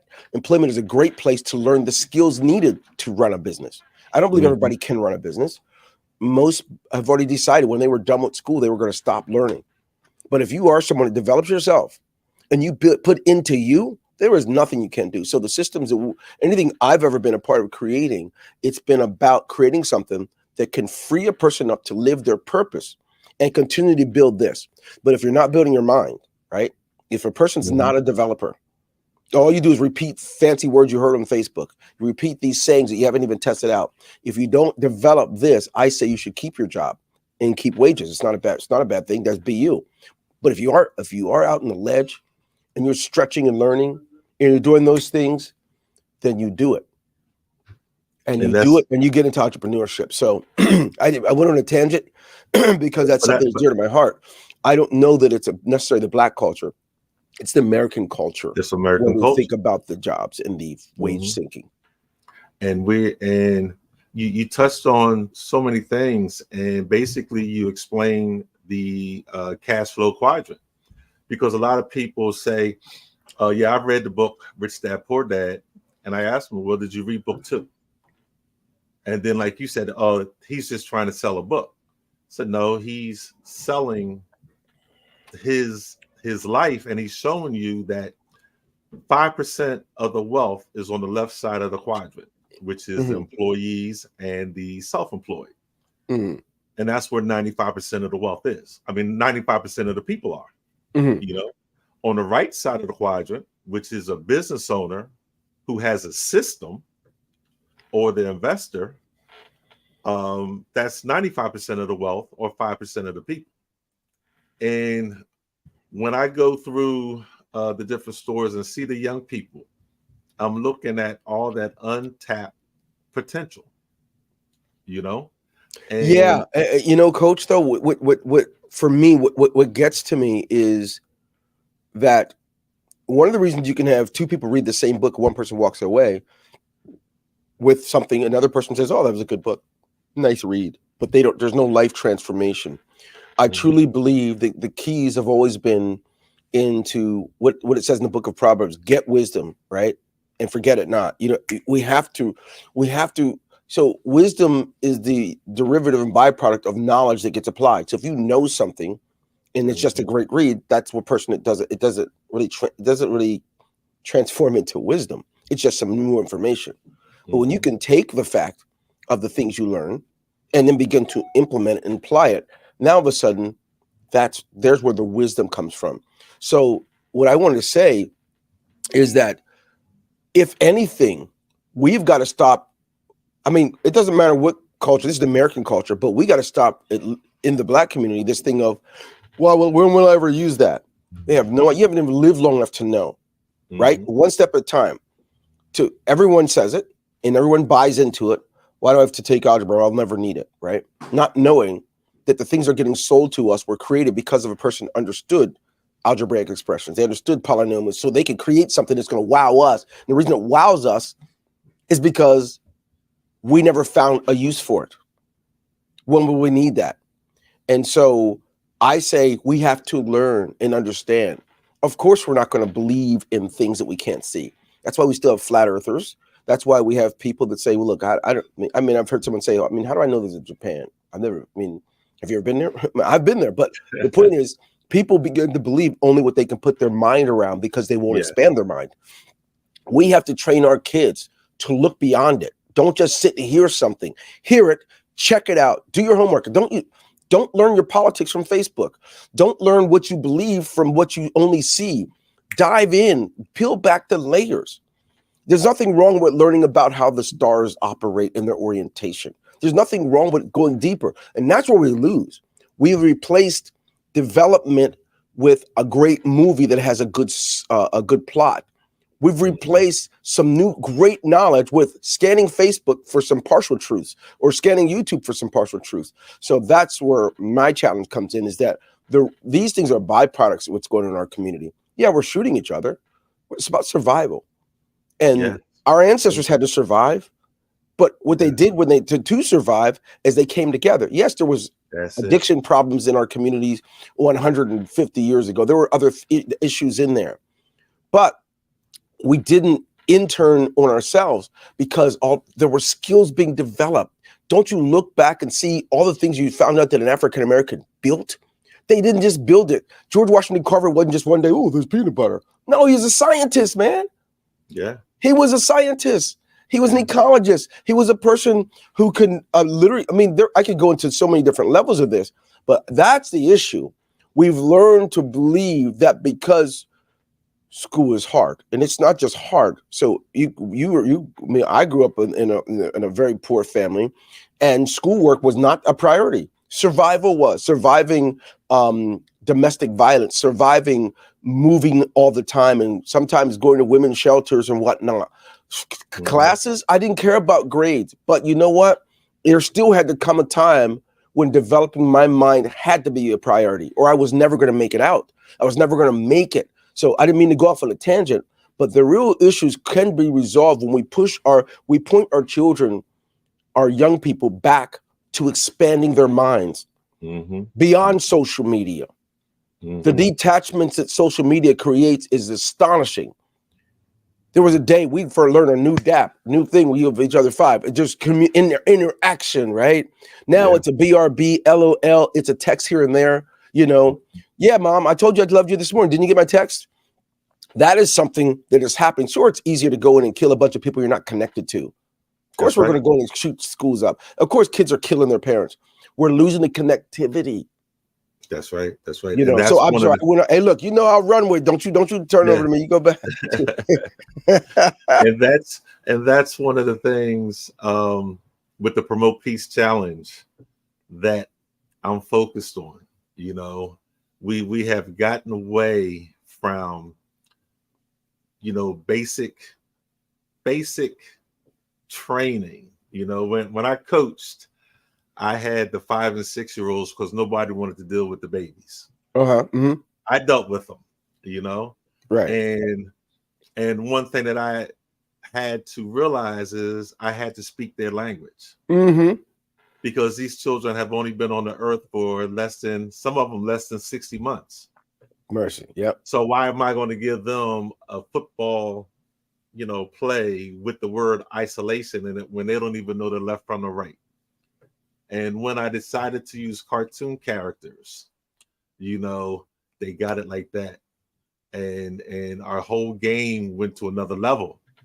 And then I said, well, let me try sending in hand signals, you know, because sometimes I lose my voice. I injured my vocal cords on fire. Right. And I was told they can't learn hand signals.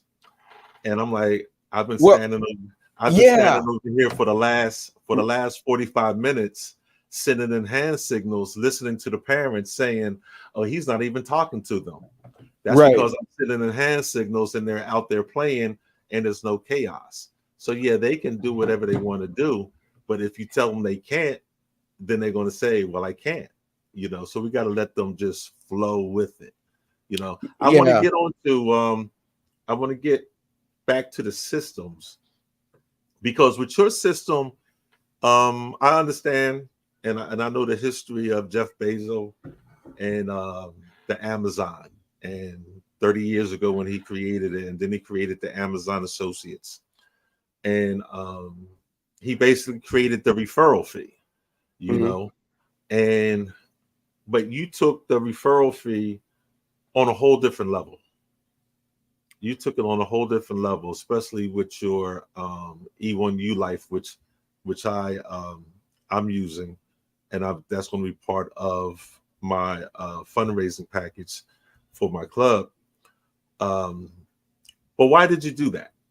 Why did you create a system that pays so much in referral fees? I didn't create that. I did create it, but I didn't create it. I think that was not my concept. That concept was a good one. That was created by a colleague, or I shouldn't say a colleague, but a customer of mine. We created that system for him in, I think, 2015 or 16. It was not my creation because I believe that the fire needs fed if it's going to be able to, if it's going to be sustainable.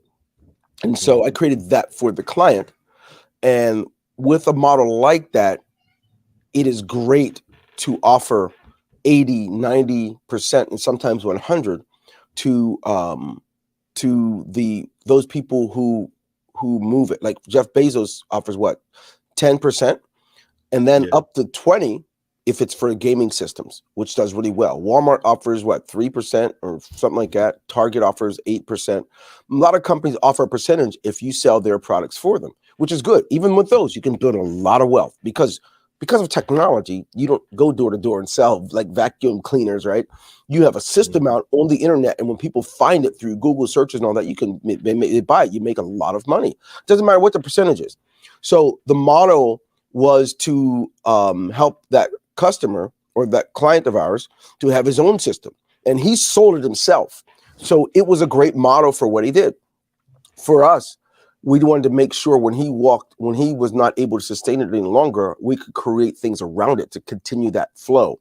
And that's what you've been experiencing, is when someone makes a sale of something that costs a couple $1,000s and they end up earning a few thousand. Wow, what a remarkable thing. That is great. However, there are limits to it. Sustainability is important. What do we say about running backs? If they blow their knee out in because they play 4 quarters in 4 games in preseason, we think it's foolish because there's nothing left now for them to really do it later. And so I equate the model to that if the company is not selling it themselves. So the model is great, it works. And anytime a company is going to offer you a percentage of something, and then they give you means to do it, it doesn't have to be our system, any system. You now have something that's way more powerful than having a boss, right? You have something that's more powerful than even a government assistance check or retirement check. You've got something that has no limit on what you can make. For example, why do people like to go to America? Because you can go as far as you want to go. I know people are going to say, if you're black, you can't. If you're from Croatian, you can't. That's a non-truth. The truth is, you can earn as much as you wish. It has nothing to do with your color. In fact, a lot of customers I have, they don't even know that I'm black. So is creative. That's why it's important to get your education, get some education, understand how to do things, read books, learn how to do stuff, because you realize, independent of your government, independent of your color, you can generate revenue. And so these are things that have to be taught. And yes, it just happens that I am black, which is great, which means I get to influence my neighborhood, my children's children. I get to influence that as a grandparent of 6 kids, soon to be 7 here in 3 weeks. It's vital for me to demonstrate that, yes, you can do what you want to. There is zero excuse. And yes, I was talking to a man that lived in cars as a child, lived in abandoned houses. So it ain't about just because I'm black and I'm poor and have nothing. It just means the way out is to expand this. Minimize the entertainment. Do not have more entertainment in your life than you do education. Because then when you see something like this, like the system you're talking about, you'll see it quickly. Like, what? You mean, even though I dropped out, I can make the same money as a CEO of this company, or my neighbor who is a director at FedEx? I can make more money than that person. Yes, you can. That's the power behind it. We have some young people that haven't even reached their 23rd or 24th birthday who can make 6 figures in their first 60 to 90 days. That's how powerful this is. So systems, it's not about the system that we created. It's just about freeing your mind up, coach. And so there's some evolution coming with that. One of the things that model you love has been missing, it is the ongoing impact of the residual impact of sowing and reaping. Isn't it beautiful, like the farmer, the things I sow in March and April, that they create a return and a harvest in the fall? Yes. And so we're integrating things that will do that will give not just what they call tit for tat, but the things I did today pay me today, but they also pay me tomorrow. So instead of hustling around in December, the things that I've done in June and July are still paying me in December. I don't got to go hustle for the money. I can live my purpose. So if I want to go volunteer for the fire company, volunteer to coach kids, volunteer to work with the Sickle Cell Foundation, I want to do any of those things, I can. Yes.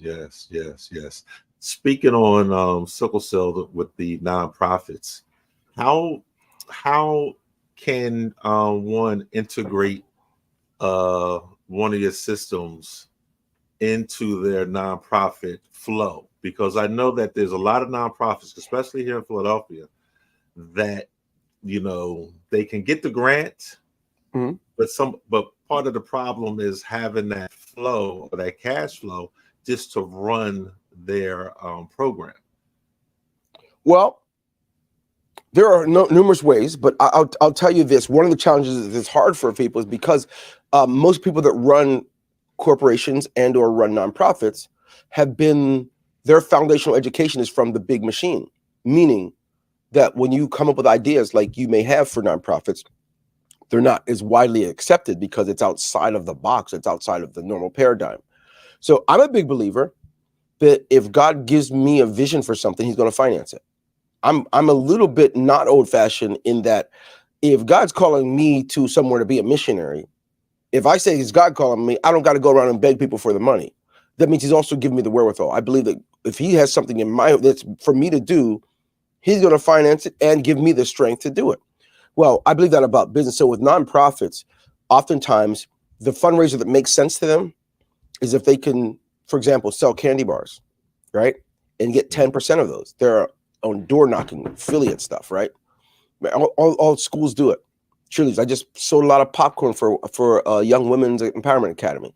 They get 50% of the popcorn. I sold a lot of that for them, right?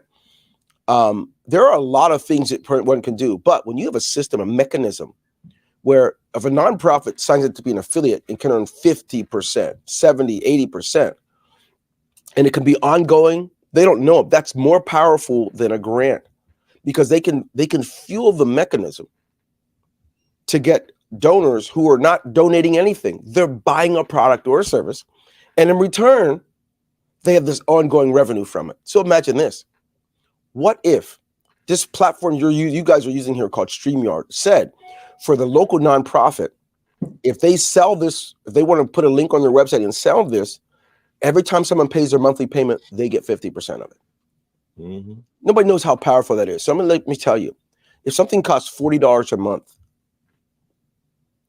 and 1,000 people buy it, but your nonprofit, your young kids, if they get 50% of that, that means if the 1,000 people are only, if it takes a whole year to do it, that means that your football team is earning $20,000 a month.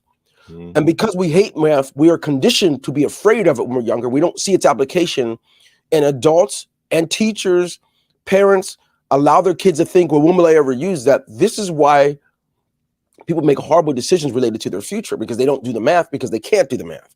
But when you do that kind of math, you'll never be fit to be someone's employee again. That's right. And so imagine that. Even if it takes you 5 years, it won't. You literally could do that within your 6 months to a year. Have 1,000 people paying $20 a month, and you're getting 50% of it. That's $10,000 a month. I mean, you know how many sports teams would love to? I mean, literally, Little League sports teams would love to have $10,000 in the same year or the same season. But you can get that every month, even after the season's over.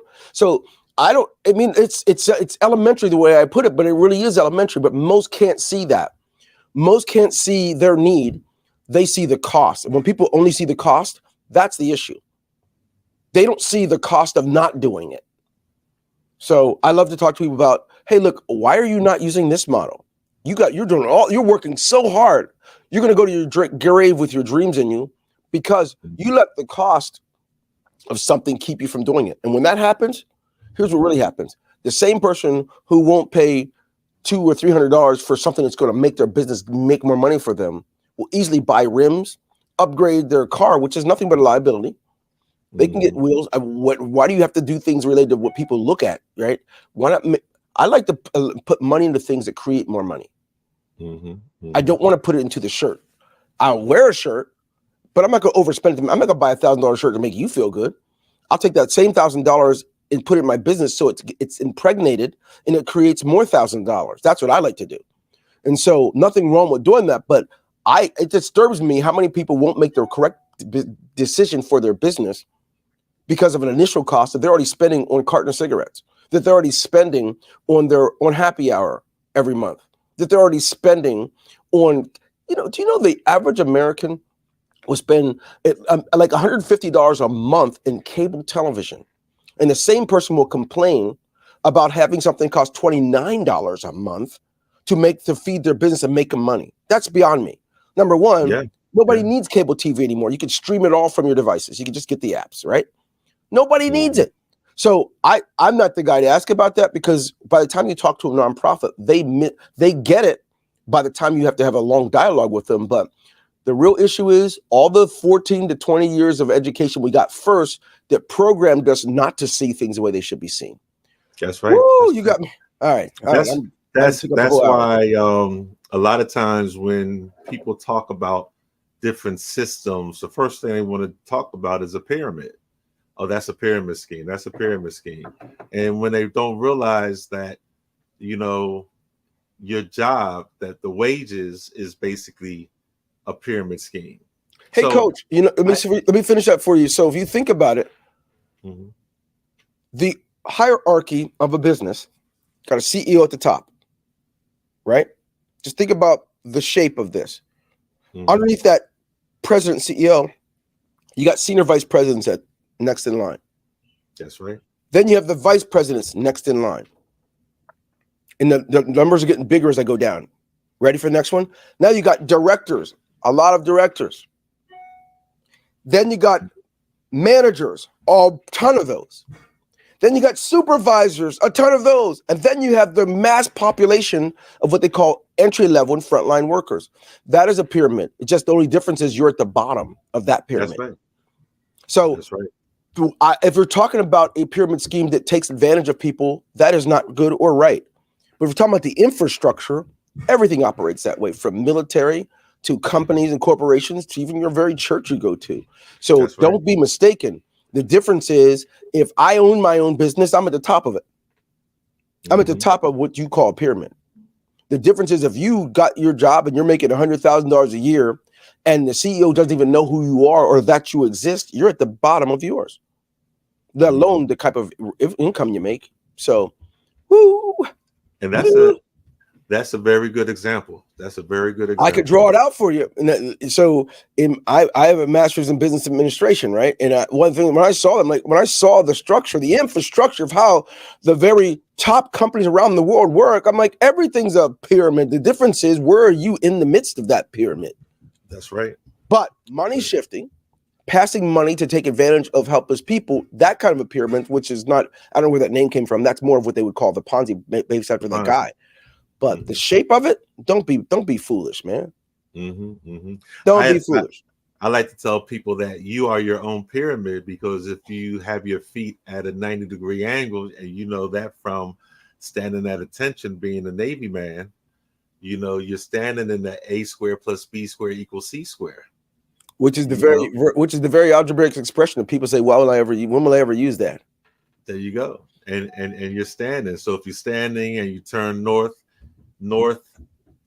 south, east, and west. Oh Lord. You just created 360 degrees, which is the basis of a pyramid. So what type of I remember in the last conversation, you even expound on nonprofits having for-profits to help them. Because one of the more common infrastructures that people don't know about is a lot of the for-profit companies, or larger ones, are owned by a nonprofit, which creates the perfect ability to flow their revenue and do good things, and or also be protected from excess taxing. So the last job I had some 20 years ago was a place called Highmark, right? Highmark Blue Shield, which was a nonprofit that had a lot of for-profits under it, right? And so that used to puzzle me when I first started working there. By the time I got my MBA, and I realized why and what. So there's nothing wrong with nonprofits having a profit. That's the first thing. You're not supposed to come up 0-0. There's nothing wrong with a nonprofit generating capital. It's a very healthy thing. But there's nothing wrong with a nonprofit, not just having profit, but also having for-profits that are beneath that same umbrella. So when you have a company that's an umbrella company, which you may know of many, right? Many of you know of Procter & Gamble. But if you think about the Colgate brand and other brands that are under, like, wow, they own a lot of stuff. So that's all. It's a matter of structuring. But this is why I tell you, expand your mind. If the majority of your incoming knowledge comes from Facebook and YouTube, but you really don't go deeper, it's not bad, but you have a lot. You don't know how to differentiate between what and what. And so some things you want it to be sound based on principles. That's how you know, like some stuff we were taught in school wasn't inaccurate, but that's why you want to develop your mind beyond that. Go back further, go deeper.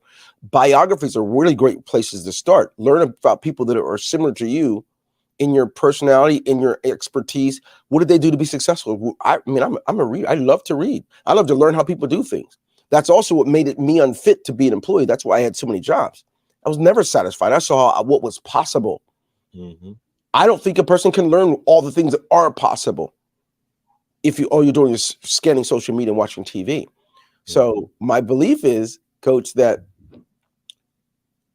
we have been conditioned to watch people on TV and in sports to live their dreams while we're at home living a nightmare. We could literally, we could ensure that we can do that by minimizing that. If anything, let's minimize the entertainment, increase our development in education. When I say education, I'm not necessarily talking about school, just your own development. You don't have to do that. I mean, yeah, it's great if you do, if you can afford it. If you want to spend those years doing that, do it. The most important thing is that you expand your mind, you master and understand the things that God has put here for us to enjoy, and at the same time, live our purpose. I don't think you can live your purpose working until 70 at the average of 2,000 hours a year. 25% of your 24-hour day is spent sleeping. 7% in traffic. You have other responsibilities. You got to clean. You got to do things, and before you know it, there's not enough time to live your purpose. So unless a person does take control of that and do some things, entrepreneur, don't generate your income from some seeds you've sown, as opposed to going out and spending a third of your day at someone's place. So that's my opinion. I love to do work with nonprofits, but one of the things is the freedom to get to do that.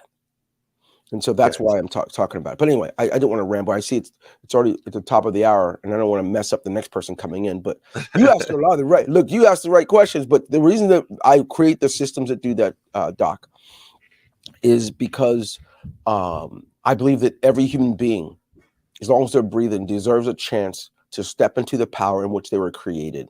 And you can't really do that if you don't own your own time.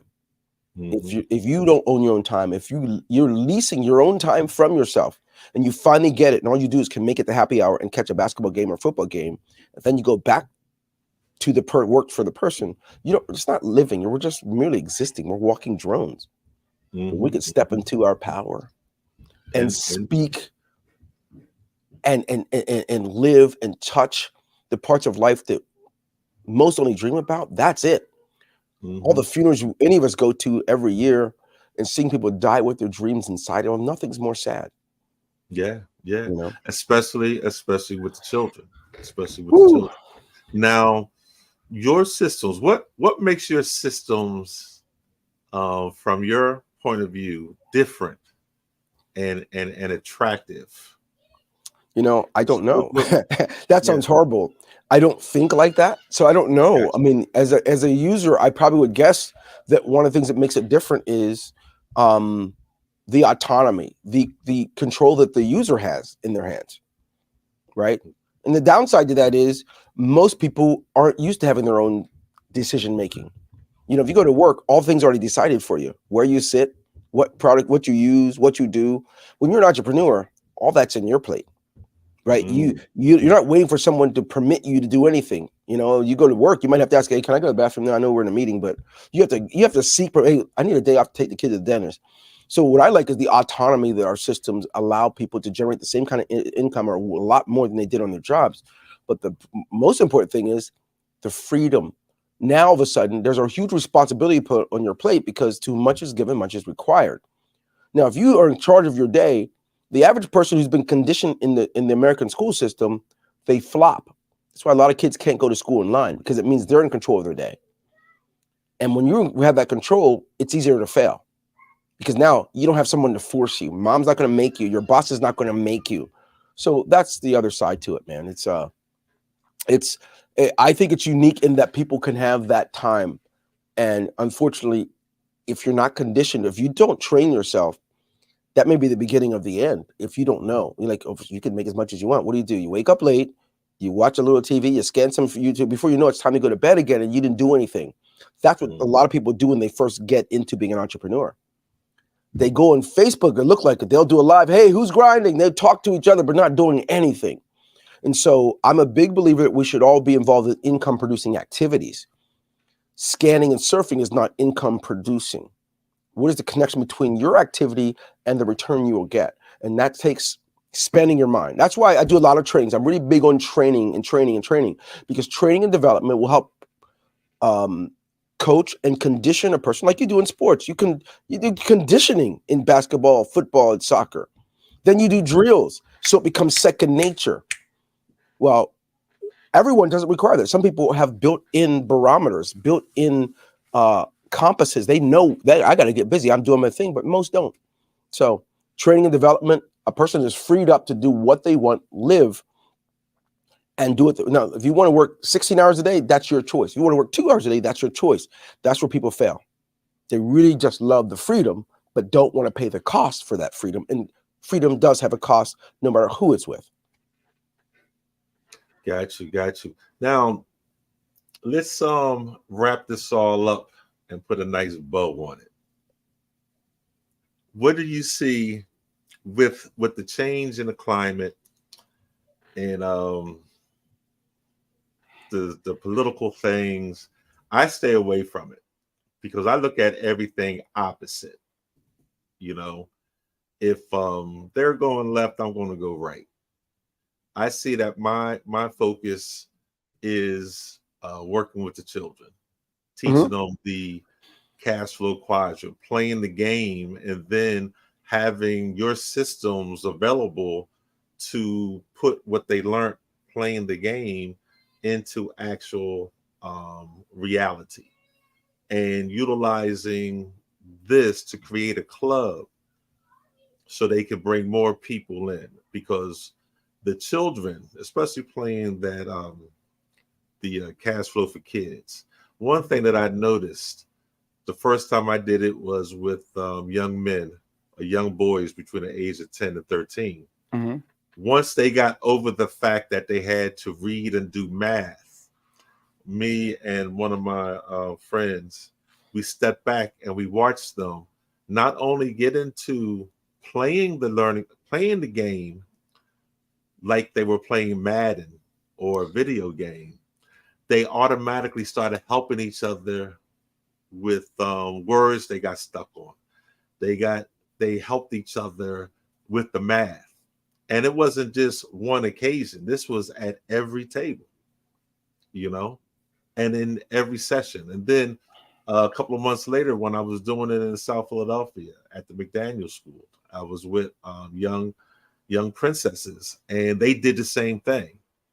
You know, my goal is to create that culture, you know, so they don't have to be that envious and jealousy. And you know, I lost a football player, you know, over a text. You know, I lost 5 football players to gun violence. The gentleman I talked to yesterday, he lost, you know, about that much. And I mean, that's a common conversation that coaches have. You know, how do we put all this together and get these children through that Red Sea? We got echo. Okay. One of the answers to that as we close out. I love your presentation, but I have to interrupt you, and I want to thank you so much for a phenomenal interview. I mean, everyone needs to hear this. Thank you so much, and thank you. I really appreciate you, and I appreciate you bringing this topic forward so that everyone can hear it, because everyone needs to hear it. Thank you. So at this point, I'm going to say that genius is coming, and I'll see you on the other side. Take care, please. Take care, please. So I want to thank you so much. And I want to talk about our scholarships. The Black Business Expo's mission to raise funds for high school seniors going to college from K through 12, from college or K through 12 entrepreneurs. This expo is a fundraiser for students. You may go to www.blackexpousa.com to donate to the scholarship fund, or use Cash App that's on the screen below and say $BBX USA. Our goal is to give laptops and up to $5,000 to 10 students. Students can register online at www.blackbusinessexpousa.com. Every dollar counts. So we want to remind you to donate to the scholarship fund. We want to thank our Black Business Expos USA sponsors for August 2023. And that's a hearty thank you to NC100, Moody Capital Partners, Suede Soul, Lotus Rich Coaching and Training, Carolina, Virginia Minority Supplier Development Council, Step Management, BHS and Associates, Margie McLean Foundation Incorporated, Genius is Common, Earth Essentials, Malaine Shawnee Global, Executive Women's Success Institute, The Quality Coaching Company, Superwomen Business Services, Creative Force Studios, Lee Entertainment, Artistic App Design, Black Business Expo USA. Genius is common, and I will see you on the other side. Phenomenal Tanya T. Wise, who is here from the great state of Maryland. Tanya, welcome and thank you for being with us today. Can you indulge our audience a little bit and tell them just a little bit more about who you are and what it is that you do? Well, I love being able to talk to people and have a magnetic attitude, being able to just show them. So I always like to say, level up is Coach at Tanya T. Wise here. So can you tell our audience, just give them a teaser about what your presentation will be about? So my philosophy is that we should all be living our dream life.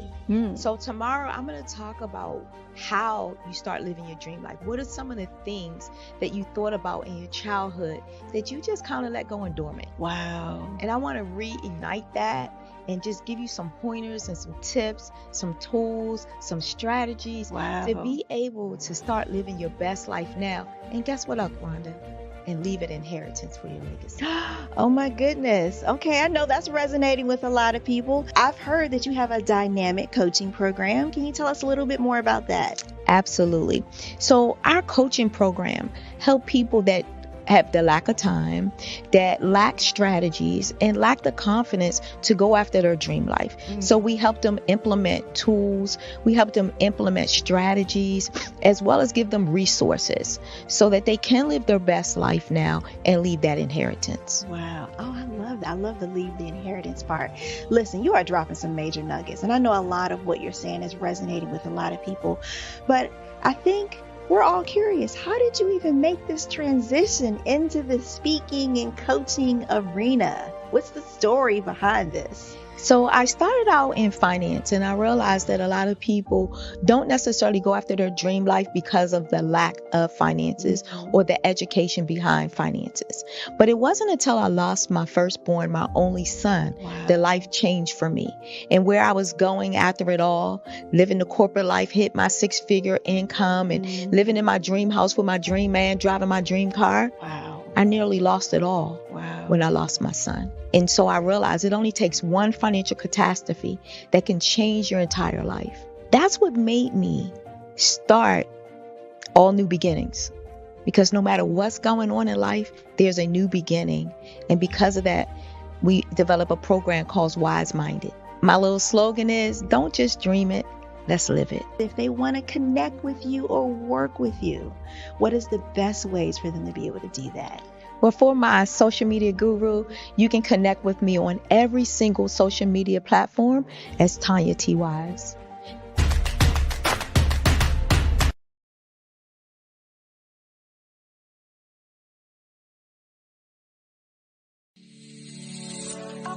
Did you know that our black dollar only lasts for 6 hours in our community? Yet other communities, their dollars last for 19 to 30 days.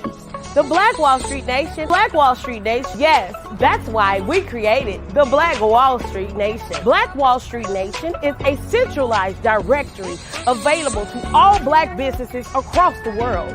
It was created for businesses like you, the ones that want to start and the ones who have a dream that have already started, such as businesses like Drop in a Bucket Productions, Valito Foods, Sugar Tea Branding Firm, All the Dazzle, Bun Cakeaholic, Miss Riot, and you. We'll have marketing, seminars, and some funding coming soon just for you.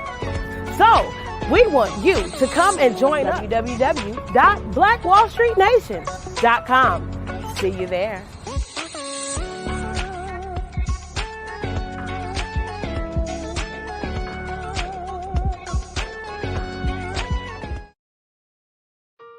Hello, this is Israel, and I am CEO of Daydreams Interactive and author of Princess Planet. So, genius is common, and as a kid, I loved to daydream. Even as an adult, I loved to daydream. And when my daughter became 6 and loved princess characters, but we just could not find the diversity that showed her, we created our own characters. So, for instance, you have Princess Nulu right here. Princess Nulu is from Uganda, and her genius is that she loves to take care of animals. She can actually even listen and hear what they say. And then we have Princess Isabella right here. Princess Isabella, she's from Cuba, and her genius is biochemistry. One day she hopes to eliminate disease. Then we have Princess Nia right here, and Princess Nia is based off of my daughter, and she is what she wants to be, the greatest dancer alive. So that's her genius. So what's your genius? My genius is my imagination. Genius is common.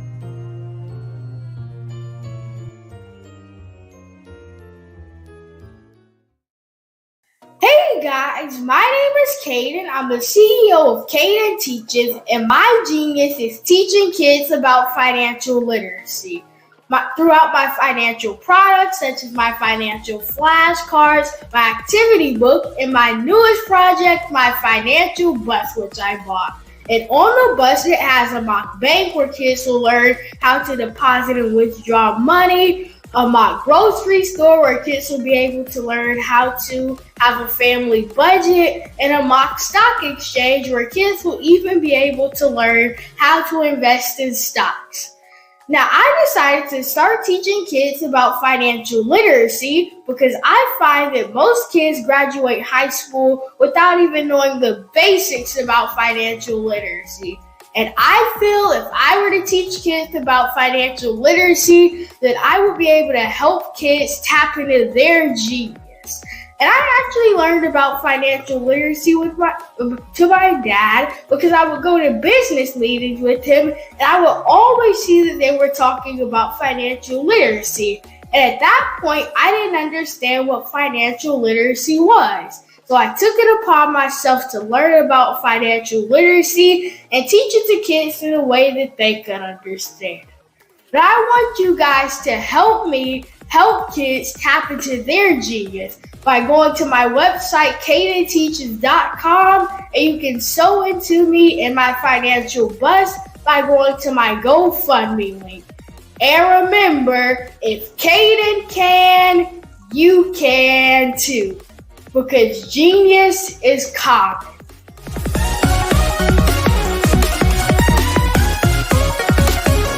I'd like you to imagine with me, if you will, opening an app where you can collaborate with like-minded individuals from around the world, get inspiration and in-app tools to launch and grow your business, as well as share your knowledge and earn compensation, all in one app. Well, the name of that app is Truso, short for Truly Social. Hi, I'm Matthew Newman, the founder and CEO of Truso. A new concept in social media, Truso is designed from the ground up to be a platform that's both social and empowering for all its users. How exactly do we do that? I'm glad you asked. First, Truso brings the world together via video. Psychologists assert that video provides a significantly more effective connection than audio only. When you enter a community on Truso, you're face to face. Second, on Truso, you don't have to have 1 million followers to monetize. Our business model allows all hosts and moderators to monetize, no matter the size of your following, by 1, producing fee-based content, and 2, inviting others to join the platform as subscribers. Even more, Truso has an in-app resource library with over 100 free resources, forms, and documents to help you build your brand and grow your business. Third, Truso is inclusive. The deaf and hard of hearing communities make up 360 million people worldwide. Unlike audio-only apps, Truso embraces this community, providing a networking platform that allows them to participate via video and closed captioning. We even have a deaf and hard of hearing foundation in the works as well. Fourth, Truso is both social and safe. We refer to Truso as a virtual extension of the beauty shop, barbershop, and brainchild of the community. A place where there's laughter, along with wisdom, growth-oriented conversation, and genuine connections in a safe space. Truso even has proprietary security to ensure we maintain a safe environment for everyone. Where are we at now? Truso is live, y'all. We've launched in beta and we're acquiring users daily. We have an incredible development and marketing team, plus amazing celebrity influencers at the table, helping us spread the word around the globe, beginning within the African diaspora and beyond by creating a safe space for growth, connection, and collaboration. We're truly excited about Truso. We've created something special for which there is a global market. And we invite you to embark on this journey with us as a shareholder. The future for Truso is truly bright. Join us and let's go there together. Why do I do what I do? You know, my life coach asked me that a few years ago. And she said, Tony, what's your why? And I told her, and she said, girl, you've already accomplished that. Perhaps you need a new why. Hi, Tony Harris, Amy Hoydu with Say It Said Marketing, one of your students.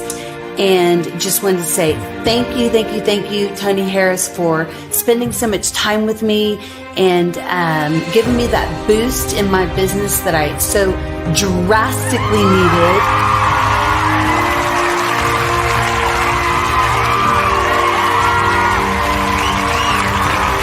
My why is to touch, move, and inspire my clients to take drastic steps to be better than they were before they met me. I'm a resource. I'm a connector. I want to help people build deeper relationships that are beneficial to their life and business. That's what I do best. So, first thing you got to do is show up. And speaking is a way to magnetically attract your ideal client to you. How many of you use social media that way? Absolutely, and this is how you look to the world. Drastic steps are the steps that are needed to be successful. And my business is drastic denotes a mindset. Getting out of your comfort zone. Doing something that you don't necessarily feel comfortable doing, want to do, but you know it's a necessary step to be successful in your business. I get the most satisfaction when I see my connections flourishing into relationships long after I am gone. Hi, my name is Jasmine Augustine with Media Jasmine, and I've joined several networking and referral groups in the area. And Network in Action Northeast Houston with Tony Harris Taylor is one of the best organizations that I've joined. I love that piece of what I do. and it is what fuels my fire.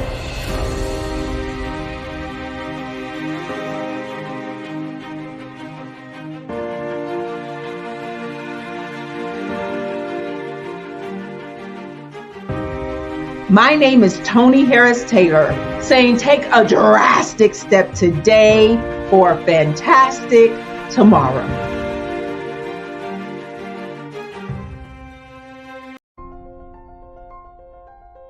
What if you could build your own city?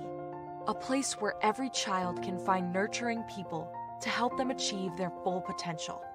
A place where every adult can access job training support. Where health education is abundant. Where social justice ruled the land. A place without limitations. Welcome. You have arrived at STEM City, USA. It is what every city should be. A safe and trusted community where you find people and resources to help you become everything you are and beyond. STEM City is unlike anything you have ever experienced.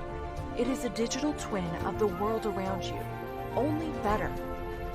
STEM City is about energy and soul renewal. It is more than a digital world. You can almost feel the power of live cultural events, music, and theater. STEM City promises a better future for children with caring mentors and hands-on activities with dedicated tutors to support our youth. STEM City is your passport to a healthy lifestyle with weekly events addressing our community's many issues. STEM City is your financial well-being with helpful information on wealth management, career advancement, job training, and so much more. STEM City is the community you deserve. It is the city where your dreams can come true. STEM City USA, a place in the sky that is accessible to all who reach for the stars.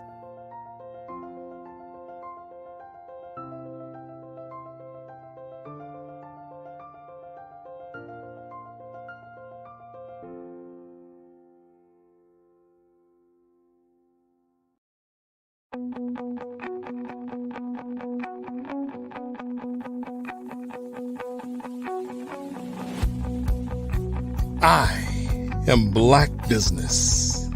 From the moment I wake until the time I sleep. Yes, I am Black business. I am Black business. Tell me, are you Black business? I am Black business. Do you support Black businesses? Listen, I support Black business because I am Black business.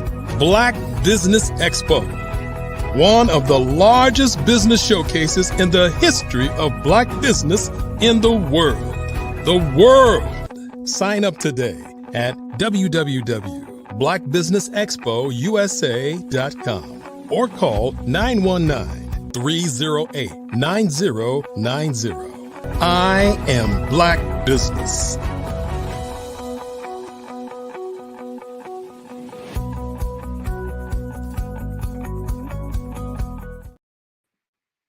Good morning, business owners, entrepreneurs, thought leaders, and corporations. Welcome to the Black Business Network.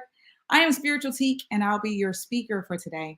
The Black Business Network is a 24-hour business network showcasing Black businesses, Black owners, entrepreneurs, and thought leaders worldwide. We have speakers from North Carolina, London, Singapore, Africa, Japan, and cities all over the United States.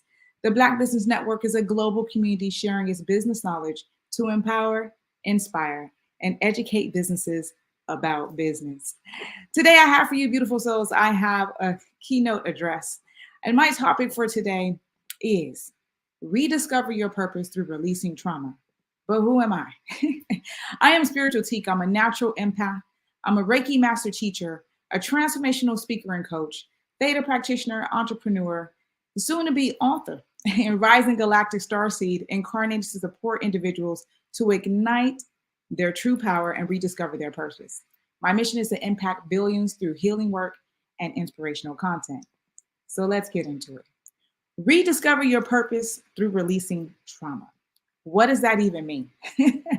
Before we go there, how I do anything is how I do everything. So I like the purpose to begin with breath. So I just want you to take a moment, close your eyes for a second, and I just want you to breathe into the body. And I want you to hold that breath and then slowly exhale. Beautiful. Thank you. I know it's 10 a.m. and we're starting with a topic about trauma, so I'd rather put us into a place of calm so we can begin. So when I talk about trauma, and I say trauma in the body, I'm talking about experiences that you have and how that may impact your physical body, your mental body, your emotional body, okay? And so what I want you to get out of today is we're going to look at the deeper implications of that on an emotional level, on a physical level, on a mental level, and on a spiritual level. Now, when I say spiritual, I'm not getting into religion. Again, I'm talking about the energy body, okay? We're going to learn how to release some of these emotional blockages and how to change negative emotions and beliefs. And then I have some little tools that I'm going to give you. Actually, I call it source work, a little bit like homework, but source work. Because I want you to dive into your healing journey, because this is all about you rediscovering your purpose so that you can live your truth. Now, when we talk about trauma, if I can look at what the Cambridge Dictionary, how it defines it, it says a severe emotional shock and pain caused by an extremely upsetting experience.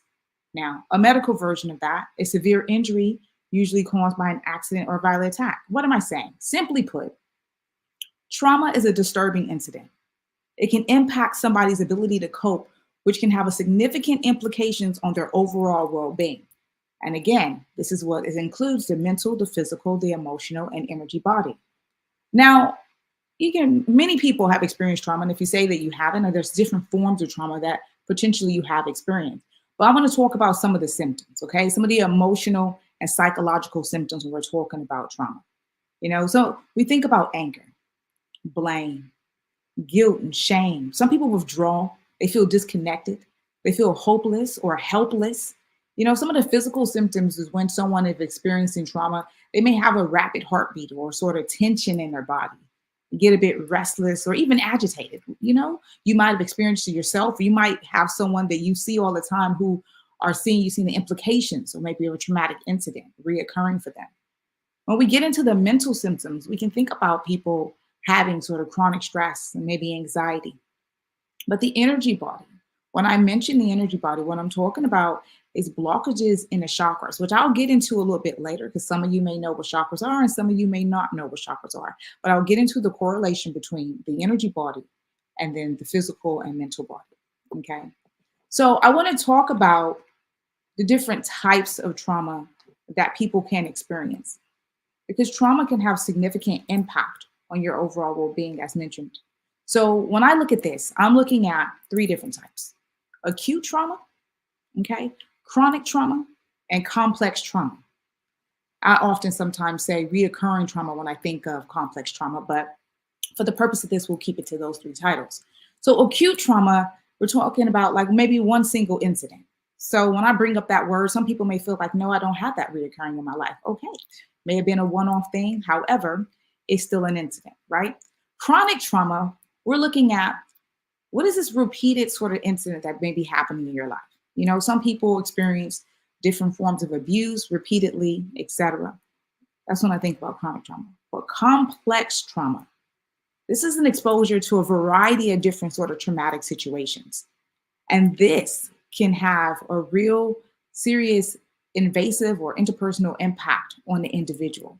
And this is where we get into areas where I get into the energy and start talking about how those situations can have more of a significant impact because things start getting stored in the body. And I'll get into that a little bit later.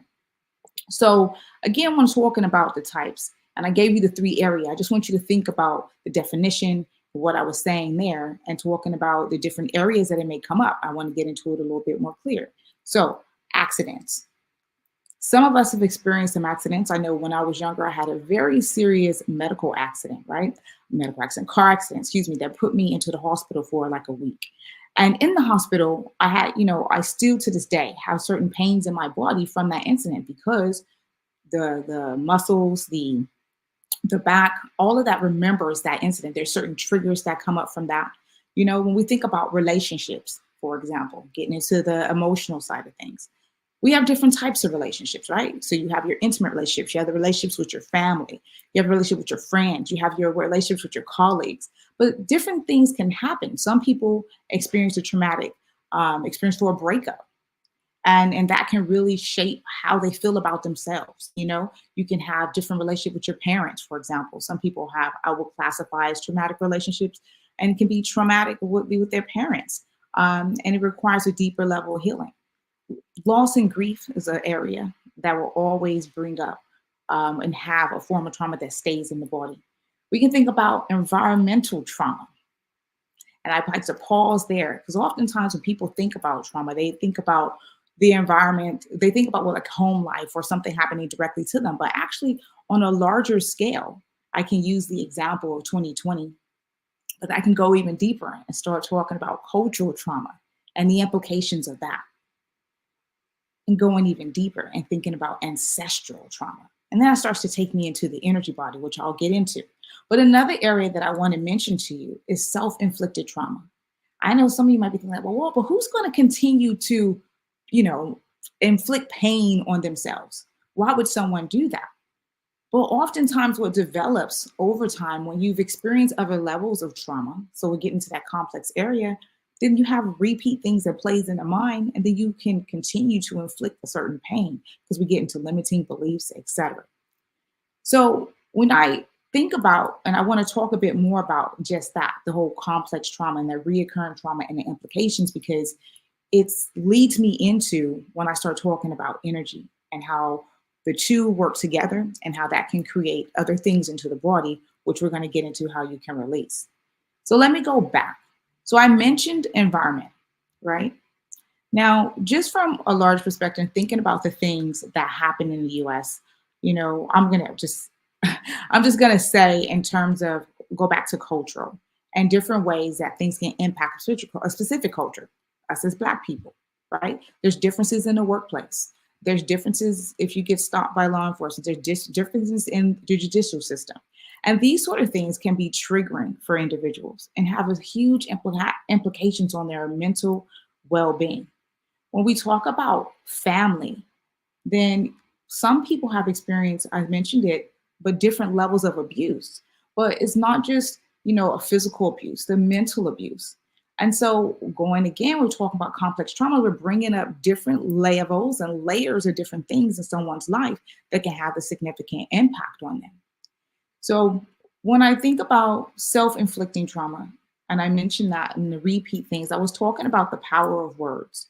And I'll get into that a little bit later because what you say out of your mouth and how you say things out of your mouth can have huge implications on your overall well-being. So it's important to have a deeper understanding into the power behind everything that you say and the implications of that. So what are some of the implications of having complex trauma, reoccurring trauma? And as I'm talking about complex trauma, I don't want to get it misconstrued that I'm saying one other specific incident of trauma can't have lasting effects, because I'm not saying that. But what I am saying and what I want to focus on is how people experience different variations of trauma and the magnitude of that and how that impacts the overall well-being of the individual in those areas that I was saying, which is the mind, the body, and the soul. And so when we get into thinking about the complex trauma and the implications, then there's some key things that comes up for me. And one of them happens to be how reoccurring trauma can lead to and cause what I like to call discomfort or dis-ease in the body. Now, I know you're saying, well, T, hold on a minute. You're talking about trauma, different levels of trauma, variations of trauma, and now you're talking about disease. Look, I'm not going to say I'm a medical practitioner, but I am talking about energy, okay? And I just got through talking about the power of words, which I'll dive into a bit later, but how all these things are interconnected. And the work that I do, what I often see is I see when someone tells me that they have a physical, I'm going to call it discomfort, okay, not disease. For example, I have a client who she has fibroids, okay? Now, the first thing I said to the client about the fibroids is I went into the emotional side of things because I knew that there had to be some level of storage in the body that has supported the creation of this discomfort, right? So we got into certain words that she was holding, like resentment, for example. So that's on an emotional level. Then he has to start pulling it down. Well, who is it that she's resenting? Where did it even begin? When did it start? Did it start in childhood? Had to start in adulthood? Looking at the themes of that, right? Then we need to get into body. How are we feeding the fibroids, right? So the trauma of maybe they're overeating, maybe they're eating a lot of sugar, etc. Just giving an example, okay? But what I know is that when you can start to dissect what may be the contributing factors to something, then you start moving during a line of healing. And this is what we're talking about, and going back to the title, is rediscover your purpose through releasing trauma. But you got to start identifying the areas of trauma and the root cause of it so that you can move forward in wherever it is that you want to for your life. Whatever you set in a goal, you want to start a new job, et cetera, you want to just release all the pain, et cetera, right? But we need to identify it first. Because one thing's for sure, and like my mom always say, two things for certain. When someone is going through something constantly, that complex trauma I'm talking about in different variations of environmental, home life, work life, etc. Eventually, we get to these point of triggers. And there's the traumatic events, you end up having these different flashbacks, basically like PTSD. People start having flashbacks of different things happening to their life, and then it has other implications on them. And some of it leads to things that they can't even control. For sound can happen, and you think, they're frightened, and they go into this whole fight or flight situation. And that has significant implications for how they communicate with another soul, how they communicate with themselves, how they see themselves in the world, etc. It can impact them in so many ways in terms of how they sleep, how they concentrate, and how they see, how their belief systems about self, put it that way. And so I'm leading into the whole area around PTSD. I just use that as an example because I want to talk about the magnitude of how trauma had those sort of implications. And I'm gonna lead you into this story. So this is a story, it's called Brandon's story. Brandon was 34 years old. And on the 2nd of January, one single bullet took his life. And one can argue, suicide accident. However, what reigns true is years of anxiety, of not feeling worthy of themselves, which is a direct result of how this individual must have seen themselves in the world. He was a high school dropout. He was an ex-gang member. He suffered mental and emotional abuse as a child, all which resulted in him having anxiety, heightened anxiety. Now, many are confused of his actions as he had a wife of 10 years and he had 5 children. But on that day that ended his life, only he knew what was going on in his mind. And it only took 1 second that changed everything permanently. Now, I know that's hard to digest, but it's a reality for many people. And I use such an extreme example because we're talking about complex trauma and how it can lead to people doing different things. Now, obviously, that is an example where we're talking about someone who is no longer here. However, when people are going through things in silence, you may not know. And different traumatic experiences, especially emotional and mental situations, they build up. Again, going back to that PTSD scenario and thinking about the triggers, things end up having implications in someone's mind, and you never know what it is that they're thinking about. And oftentimes we think to ourselves, how can you even help someone in that situation? And I started to think about the suicide rate amongst Black people in general. And I am being really specific in this because I wanted to look at the implications of mental health and how it impacts our community. And I started looking at the stats in the USA, right? So the CDC was saying that suicide in general is one of the leading causes of death. And just from 2021 to 2022, there was a 2.6 increase. So there was something like 48,000 deaths in 2021, and it jumped to like almost 50,000 in 2022. And of that, there was an increase from 2021 to 22 in Black people in suicide from 3.3, it went up to 3.6%, excuse me. I was remembering my stats. And I was looking at these themes and I was saying, okay, now for some people you think, well, yeah, that's not a high number, it's millions of people in America, et cetera. Yeah, but that may be true. But what we're talking about is we're talking about an area that's impacting people's lives to where they're making final decisions. And my purpose in this is having people look at these different significant traumas in their life and the complex traumas and seeing how they can begin to release that and begin on their healing journey so that people are feeling better in their mind. They are having more improved mental health, etc. And that's why the conversation around that is purposeful. Because we wanted to support individuals to heal and have lasting effects and feeling good about themselves. Now, in talking about the trauma in the body, it gets me to the place of energy. Okay, so when I talk about energy, people think, yeah, but I know what energy is, etc. Yes, true. You may know what energy is, but let's get into the definition of energy because I want to combine the physical aspect with the energy bodies. Okay, so the Webster Dictionary defines energy as a fundamental entity. That makes me laugh, but a fundamental entity of nature that is transferred between parts of a system in a production of physical change within the system and usually regarded as the capacity for doing work, usable power, such as heat or electricity. Now, usable power such as heat, electricity, is also the resource for producing such power, right? But one thing I love about when we talk about energy is that it cannot be created or destroyed. Now, I'm telling you this for a reason, because we're going to get into an area where I'm talking about how trauma remains in the body. And that is talking about one's aura, which is basically the energy field around someone's body. And I want to talk about the energy centers, which is the chakras. So you saw me go like this because depending on what school of thought you come from, there are a number of chakras, but I'm going to be speaking around the 7 chakras, okay? Now, how is trauma and the chakras that are related? Now, mind you, when I talk about chakras, I say energy centers in the body. So it's a bit like a wheel, okay? And these energy centers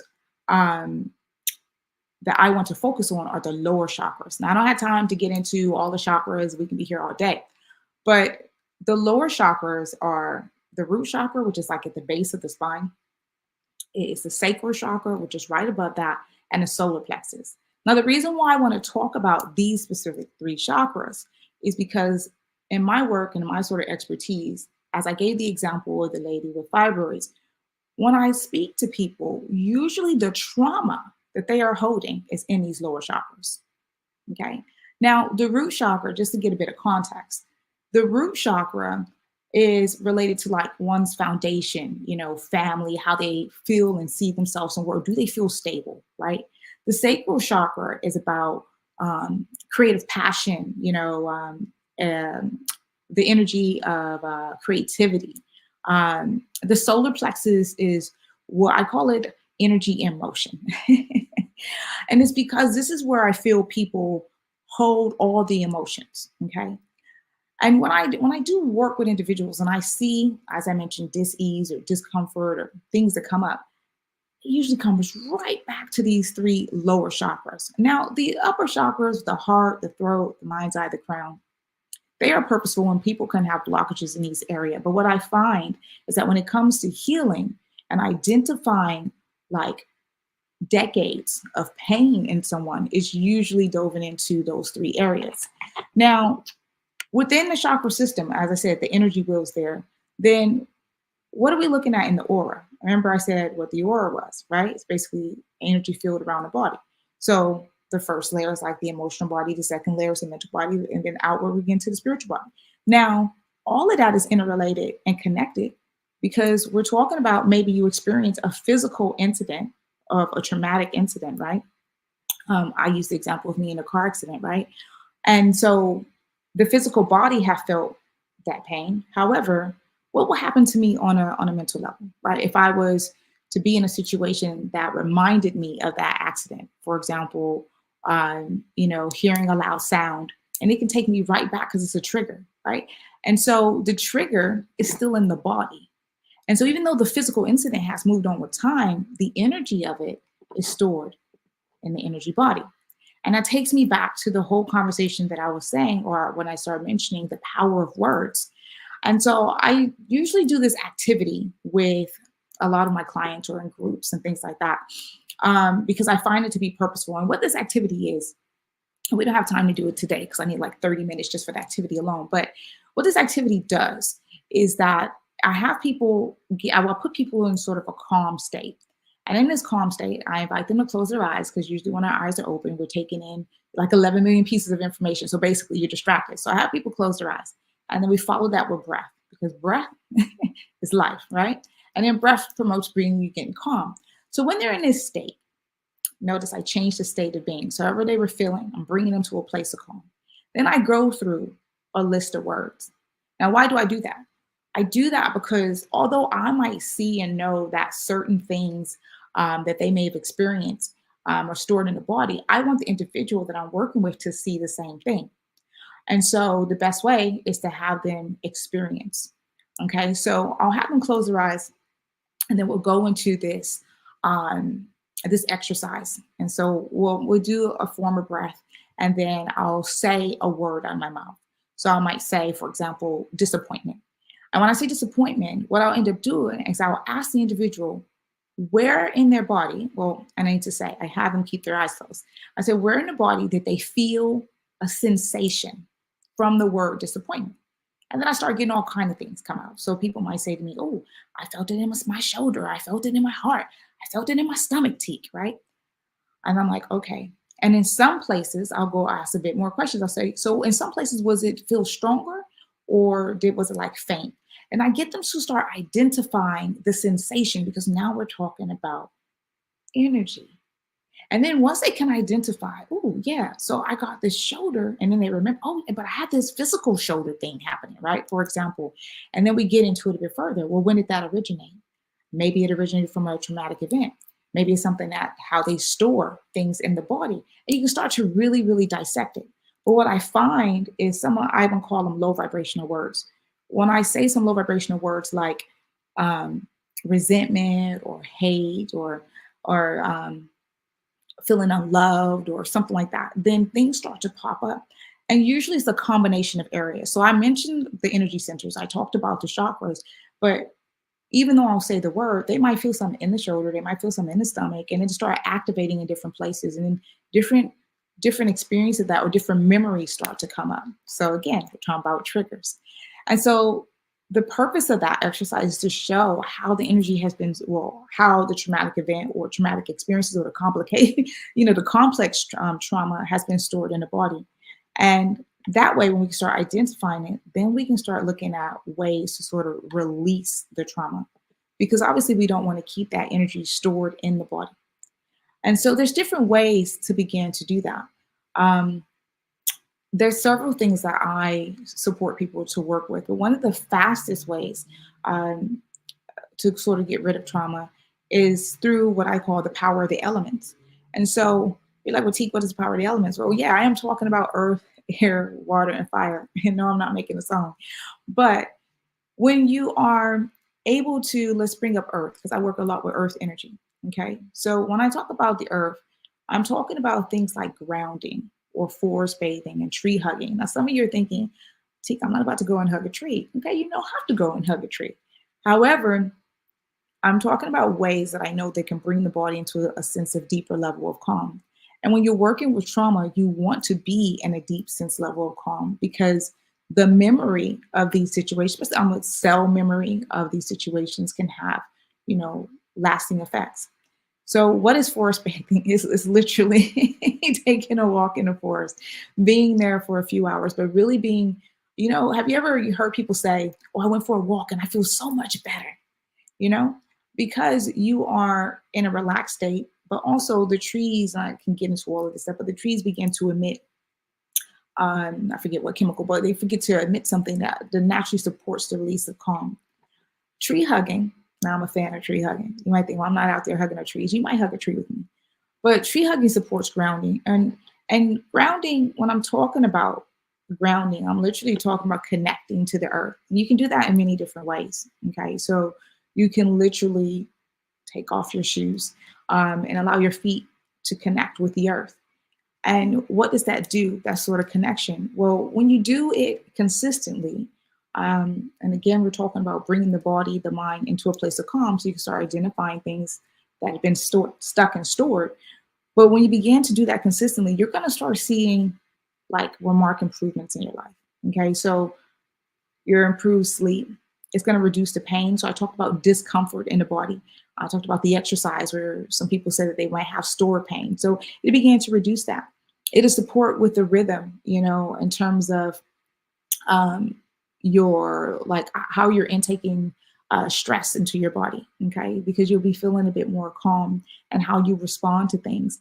Also, the sympathetic and the parasympathetic nervous system. So it brings balance. So what am I talking about when I'm talking about sympathetic nervous system? Sympathetic nervous system is like that fight or flight, right?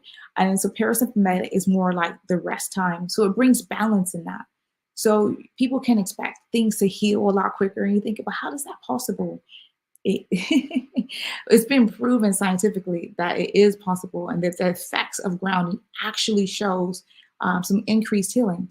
I found this article because the other side of me, the academic side of me, the little nerd side of me was like, okay, I don't want to be all spiritual kumbaya and all of that. I need to find something that actually can evidence, in terms of grounding and the benefits of grounding. And there's this article in the National Library of Medicine. It was published some time ago, back in 2015. However, the information is important, and that's why I want to share with you. And so I'm just going to read this quote from the article. So what it said is, they did this article on grounding, and it said that they had some multidisciplinary research that revealed that electrically conductive contact of the human body with the surface of the earth, basically taking your shoes on and connecting, right, produces intriguing effects on the physiology and health. Come on. Now, these effects relates to inflammation, immune responses, wound healing, prevention, and chronic inflammatory and autoimmune diseases. Now, let me just let that land. So they did this research that confirmed that doing something like grounding can support with healing. Now, I'm talking about trauma and the implications in the body, right? And here we are talking about how you can do something physical with connecting to the earth that's actually looking at the electromagnetic energy. There's an exchange and it producing healing effects. Now, I don't know about you, but I know that sounds good to me. And so when I say this to people about doing something like grounding, especially when you're diving into your road of healing, then it's all about that one word, and that is consistency. If you're not consistent with anything, then you're not going to really see results. And when it comes to your healing, you need to be consistent. You need to take the time out to decide and set your intention. Let me put that in there and set your intention that you are ready for that to happen, that transformation. Because some people, and I'll say it plain, some people continue in these cycles or these patterns of behavior that have continued lasting effects. But when you're really serious about wanting to attract, and I mean that in the best way, when you're really serious about wanting to attract new things into your life, then that means you need to reflect in. And all of the things that are being stored, and as I've been talking to you guys about the trauma in the body, through the energy body, even though physical time may have gone, then it is releasing that so that you can live out your truth, right? So that you can live out your truth. So what are some other ways outside of grounding? Okay, so you can do a number of things to begin to start your healing journey to release trauma. I mean, first of all, it's about identifying the trauma. Some people might decide they want to do a therapeutic intervention. You want to go to counseling because that feels right for your vessel and you want to talk it out. Okay, that's one way. But remember, that's dealing with the psyche. Okay, we're still not deeper into the energy. And so when I think about releasing trauma, and because there's an understanding now that, whoa, even though the incident happened, there is still storage in the body, then because we're multifaceted beings, it's important that you have, in my view, combination therapy. And that combination might be you have some therapy, some counseling, and from that therapeutic aspect, but also may mean that you also include exercise, that you also include mindfulness, that you may consider holistic treatments. But what for sure, you need to research what is best for you. And you might start off in one place and then find yourself in multiple places in terms of, multiple things simultaneously that is working for you. But it's no individual is like the other, you know. So counseling might work for someone right now, and then they might graduate past counseling and they might decide, you know what, I want to try this other sort of holistic treatment that they've heard about or whatnot. And I'm gonna get into some holistic treatments because, as I said, I am a Reiki master teacher, I'm a theta healer, and I'll talk about what that means and how that supports people on their trauma release journey as well. So, but before I do that, when I mention mindfulness, and I know right now there is loads of information out there in the world about mindfulness and how people can utilize some mindfulness tools. I mean, there is personal development, there's self-love activities, you know, there's breath work, and I'm a firm believer of breath work because I firmly believe that you can move things out of the body. You can listen to binaural beats, and that is a frequency. You take two frequencies, and then it's the difference of a frequency. For example, if I wanted to put someone in a theta brainwave, that's between 4 and like 8 hertz. And so if you listen to a binaural beat that's been created, it'll create a deeper sense of calm because it puts you into a subconscious state. And then when you're in a subconscious state, you have to think, well, that creates a space for you to heal. Okay, let that land. So, you know, oftentimes if we're in ego, we're in the way.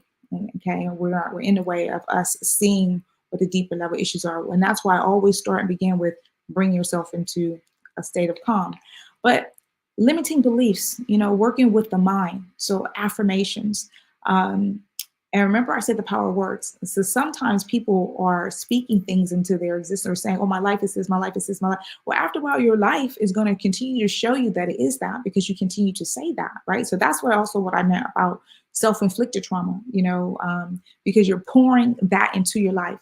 And it's like, well, wait, what if you pour something else more positive into your life? Well, I can and I will, surrounding yourself around vessels that are doing amazing things, you know. So if you want to heal your trauma, you start surrounding yourself around people who have done different things that supported their healing journey. Then you can begin to be in an alignment to finding things that are attracted to you for your own vessel. And so going into some of the spiritual practices, like, for example, I mentioned theta healing. Now, what is theta healing? I like to describe theta healing a bit like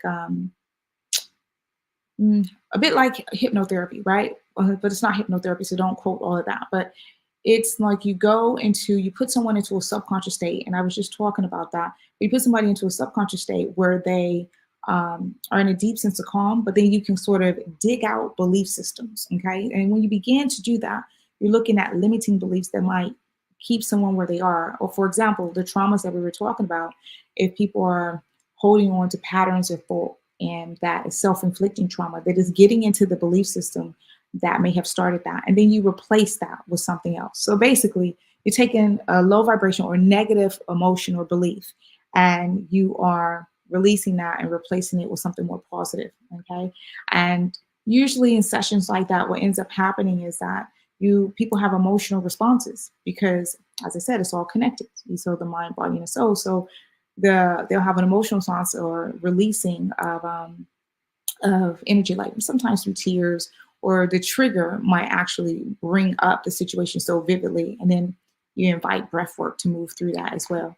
So, I mean, theta is a way to go as well. There's things like, spiritual treatments like Reiki. Now, what does Reiki do? Now, Reiki is becoming more common, I feel like, across the board because people are getting it as a complementary treatment for when they're having other sort of significant medical conditions. And so Reiki produces a deep sense level of calm. Reiki stands for life force energy, by the way. And so what the practitioner is usually doing is, I'm going to use the word channeling. They are channeling energy to be able to support people to reduce their stress, to get into deep states of relaxation. It helps people with depression, improving sleep, improving their overall mood, their energy, and relieving pain. Again, Reiki is a technique that I would suggest that should be used in combination with other things, especially when you're dealing with trauma. And when I say dealing with trauma, it's not, I said we're multifaceted beings. So it is looking at it where you are having something to satisfy the mind. So doing something academic to support identifying the traumas, dealing with the emotion, looking at what we've stored, dealing with the limiting beliefs, because all three work together. And then using the sort of energy treatment per se to bring you into a deeper sense of calm. So if there's other pain or things stuck in the body, then you can move and shift that energy, right? So when we're talking about trauma in the body, as you can see, there's different levels and layers. I like to call it the onion, because I haven't met one individual that just had a single level of trauma. It's usually been complex trauma in many different ways. And it manifests itself in the body in different ways, especially if it's been over periods of time. And in some people's cases, decades, and holding the same situations within the body and not seeing that shift.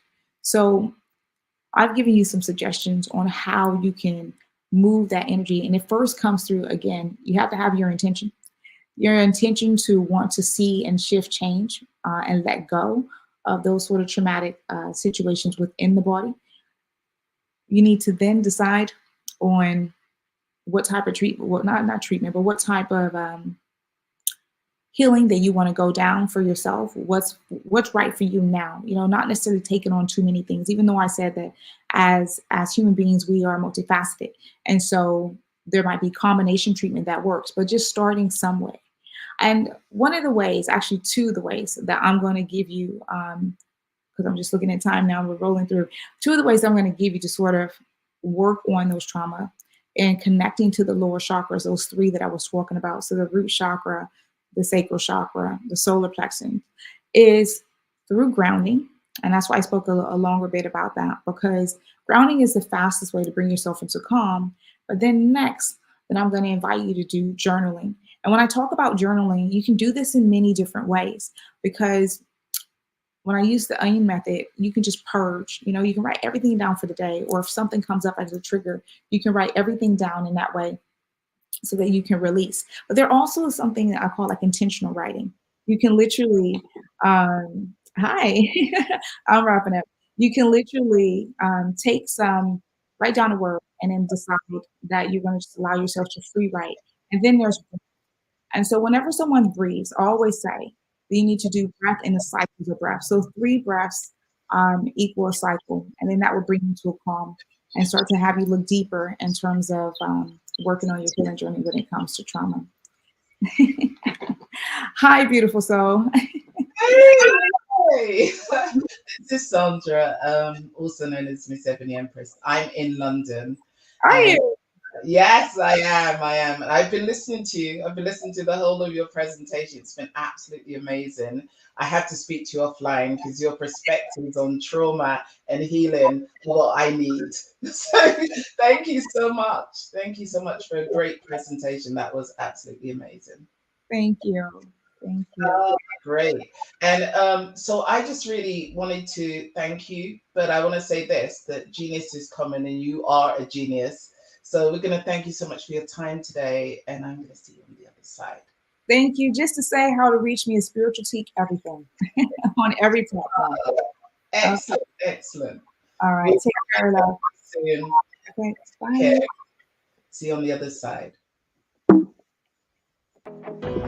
I am Black business. From the moment I wake until the time I sleep, I am Black business. I am Black business. Are you Black business? I am Black business. Do you support Black businesses? I support Black business because I am Black business. Black Business Expo, one of the largest business showcases in the history of Black business in the world. Sign up today at www.blackbusinessexpousa.com or call 919-308-9090. I am Black business.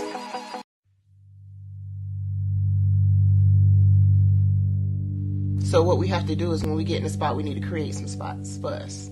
That's the main thing. We need to be able to be in a position where we're able to create those spots for us. For me, being an entrepreneur, I'm not just going to get a business and then leave you sitting high and dry. If you ask me some questions about entrepreneurship, I'm going to give you as much as I've received. I've seen people who made it, and then when you ask them, it's like, okay, now you have to pay me for the information, the same information I got for free. We probably in totally different cities. There's no way that we're going to bump heads or anything. We're not competing. Bring me up with you. And so I just think that whatever education that I have, then I need to be able to give that to my own as well. So create the spots. You can create the spots when you get there.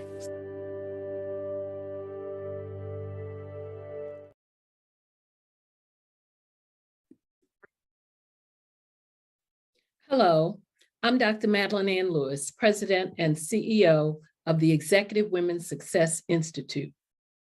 And my genius is helping women accelerate the path to success. You know, I was blessed to have strong women in my life who encouraged, motivated, and pushed me to do my best and to never even think about giving up on my dreams. So I say to women, we must show up to rise up. We have talents and potential, but who will see them if we don't speak up and get noticed? I know that women are a tremendous resource on this planet, and there is nothing more fulfilling than helping a woman tap into her full potential. I do this because I want to be a part of helping as many women as I can to show up, to rise up. I do this because genius is common.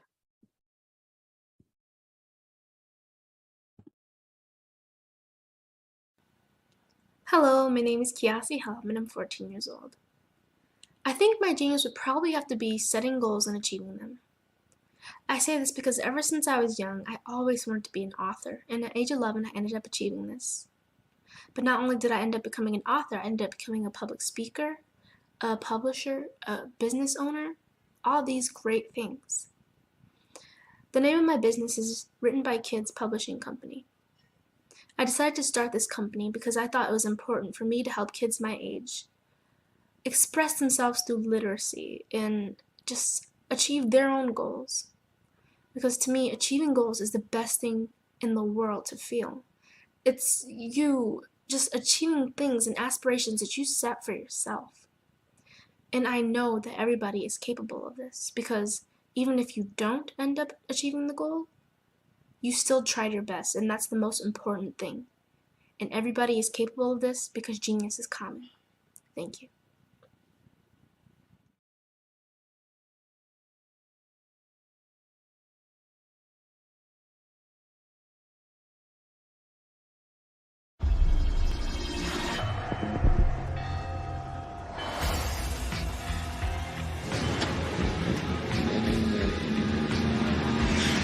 La connexion. La connexion.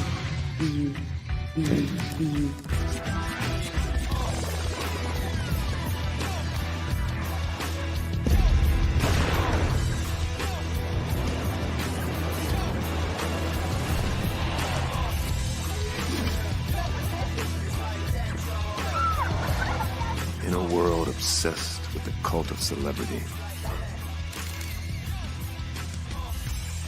I challenge you not to aspire to anyone else's greatness, but instead strive to reveal and ignite the greatness within you. Are you serious? I totally think that that's it. Hey. No! Hey! To me, sexy is a man that knows who he is and what he wants. He's comfortable. You look at him, you see him, he's just comfortable being himself. And you're like, baby, be you. Be you, baby. Just be you. I like it. Introducing the Be You collection, exclusively available at K&G Fashion Superstore.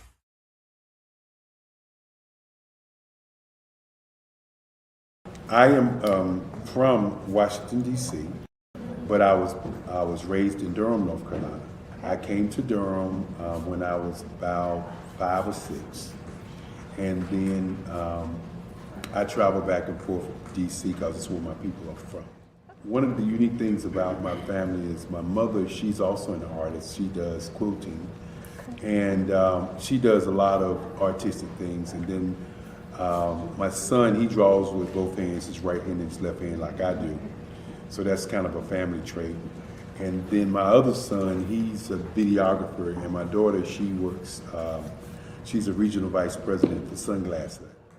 When you start out drawing and sketching, you want to continue to explore, you know, each avenue. I do pastels, I do pen and ink, I do painting, I do acrylics. I haven't done oils yet, but I try to do all facets of art. What I say to a lot of times to people is, you know, you can't put yourself in a box when you're an artist. You have to explore. And over the course of my life, I've tried to explore different mediums. I also do sculpture as well. I choose my subjects by the intensity that they have in their faces, or the intensity that somebody is moving, because I do more than portrait drawings. I also do I do abstract, and then I do figurative drawing also. What happened in this particular show is that I started out trying to come up with something that would be a little bit different than what everybody else is doing. So I was working on a Barack Obama show, and they wanted me to do some paintings of Barack. And so what I did was, because of the deadlines, I kind of did it kind of fast. And then I realized when I was doing it fast, I enjoyed it. And so then I started doing other pieces the same way, and I started to enjoy those pieces also. And so I came up with this particular style, and it's a style of lines and colors. And what's interesting is that when I was in college, I did a show called Lines, Colors, and I talked about the boldness of the blacks, the hotness of the whites, and this is how this has come about, you know, later on in my life. And the colors comes from a lot of the entertainers that I work with, where they wear different colors. They don't wear, you know, your plain reds or your whites. They wear different colors, and so that's also another piece of what's giving me the colors. The subtitle of this show is Faces That Speak Life. That's real critical. Faces that speak life. Each one of these pieces is a life source and a life energy that's being put on display for people that are looking at it. You know, I always say in terms of my art, it's not important that I draw them. It's important what you get out of what I draw. You know, I don't try to just draw it because you like it. People wanted me to do prints. I didn't do prints. You know, people asked me to do different people, but the people that I choose are people that make a difference in the lives. What if you could build your own city? A place where every child can find nurturing people to help them achieve their full potential. A place where every adult can access job training support. Where health education is abundant. Where social justice ruled the land. A place without limitations. Welcome. You have arrived at STEM City, USA. It is what every city should be. A safe and trusted community where you find people and resources to help you become everything you are and beyond. STEM City is unlike anything you have ever experienced. It is a digital twin of the world around you, only better. STEM City is about energy and soul renewal. It is more than a digital world. You can almost feel the power of live cultural events, music, and theater. STEM City promises a better future for children with caring mentors and hands-on activities with dedicated tutors to support our youth. STEM City is your passport to a healthy lifestyle with weekly events addressing our community's many issues. STEM City is your financial well-being with helpful information on wealth management, career advancement, job training, and so much more. STEM City is the community you deserve. It is the city where your dreams can come true. STEM City USA, A place in the sky that is accessible to all who reach for the stars.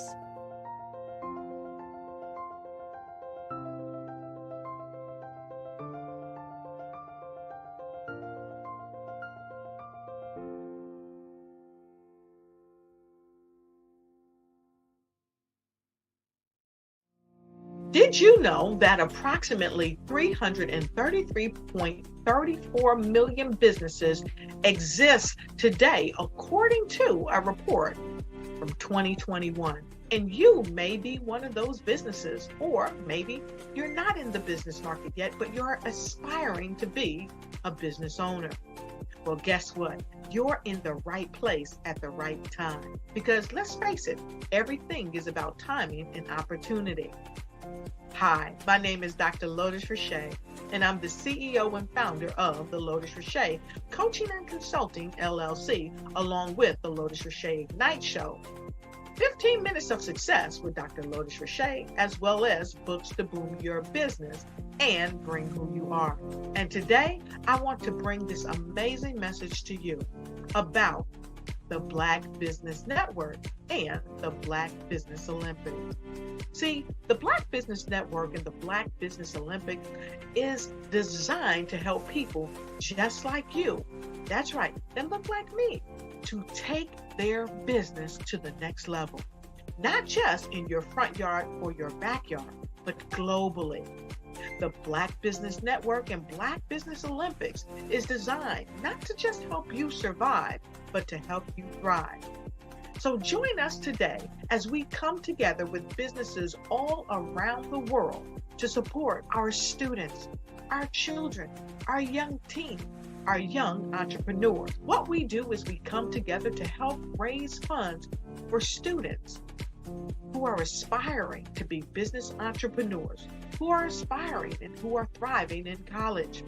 We endow them with a wonderful opportunity to gain scholarship of either a laptop or several thousands of dollars. And we invite you to help be a contributor to this amazing opportunity to help someone that looks just like you. So join us today at our website and let us connect with you and help you ignite and take flight in every area of your life on the Black Business Network and the Black Business Olympics. I'll see you on the other side.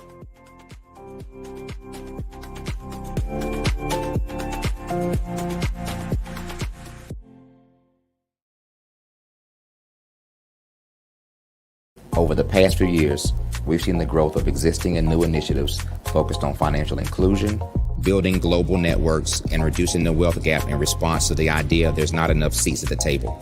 Whether their outcomes are to increase the representation of Black executives on corporate boards, ensure an inclusive global economy, or to create new U.S. African commercial pathways, the strategies are often carried out by separate programs. The question is, should they be? With the continent of Africa being home to more than half of the world's fastest growing economies, the youngest workforce, over 400 companies generating more than $1 billion annually, 700 generating more than $500 million annually that are poised for growth, and being the destination of nearly $5 billion in venture capital in 2021. Diversifying U.S. and Africa commercial engagement by building bridges between African businesses and their U.S. diaspora should begin being seen as mutually beneficial. From helping to reduce Africa's enormous capital gap to catalyzing two-way trade opportunities, the COVID-19 global pandemic hopefully has taught us that global challenges and opportunities are more interconnected than we thought. During the pandemic, African companies like Unicorn Flutterwave, insurance provider Reliance Health, ride-hailing app Yasir, and 54Gene, the continent's first bank of DNA on people of African descent, proved that when African companies have access to networks, capital, and information, they grow big, grow fast, and create solutions that are valuable to the world. This is why Be Direct was created.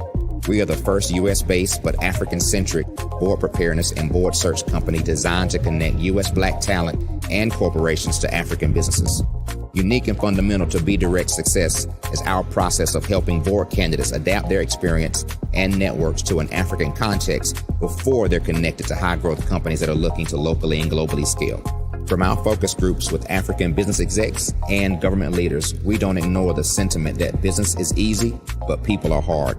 Having a pool of board candidates with hard-to-access networks and extensive experience across the business life cycle, including successfully raising capital, is table stakes for an initiative like this. So yes, we have that. But corporate or entrepreneurial success in the U.S. does not guarantee success in Africa. Developed alongside industry partners on the continent, our training program, Be Direct Prep, is designed to transpose their experience to create cultural comfort, understanding, and a commitment to helping businesses in Africa scale. Our board governance sessions are African continental and country specific, integrated with cultural awareness and dexterity training, masterclasses led by African industry execs, and mentoring and coaching from African continental-based facilitators. But even more unique to Be Direct Prep, we cap off our training program with an immersion trip to help candidates that have not been to Africa before see and feel Africa's complexity and opportunity from African soil.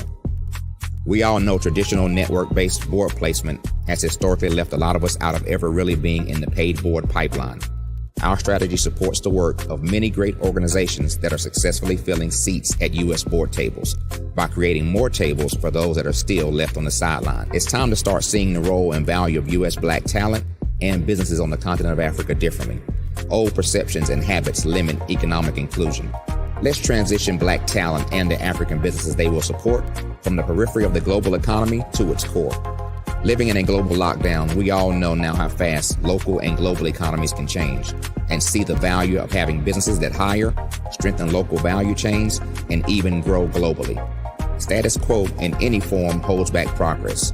We must democratize U.S.-Africa commercial engagement by socially and economically connecting cultures that have long been disconnected. It's time for Africa's U.S. diaspora to redefine their global value by helping African businesses scale continentally and globally.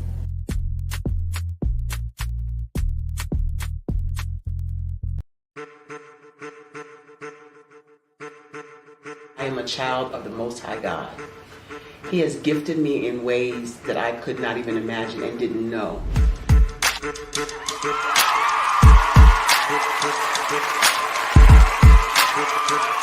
There was a time when I didn't know who I was. I listened to other people tell me who I should be, what I should do. I listened to people telling me that I should be a boutique owner, that I should be a construction manager, that I should be a laborer. Have you ever felt like you should do something else, be something else, go somewhere else, be wherever you wanted to be, and you felt like you were in a box? Anybody in the room? And you couldn't get out? Anybody in the room? And you kept trying to go and go and you couldn't get out? Anybody in the room? But let me tell you, you need to rock the box. Rock the box.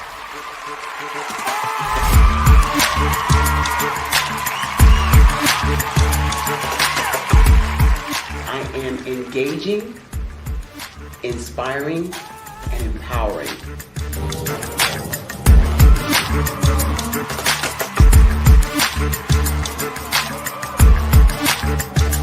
I would give you everything I know. Just by touching you, if I could, by osmosis, give you every single thing I've learned, I've gone through, I know I would. We know that's not possible, but as it is possible, I love to share information with people. Some of you out there, people have told you that you can't be, you can't have, you can't do. But I will tell you, like Kinston said, you can, you must, and you will. If it's to be, it's going to be me. You got to say it. If it's to be, it's going to be. If it's to be, it's going to be. If it's to be, it's going to be.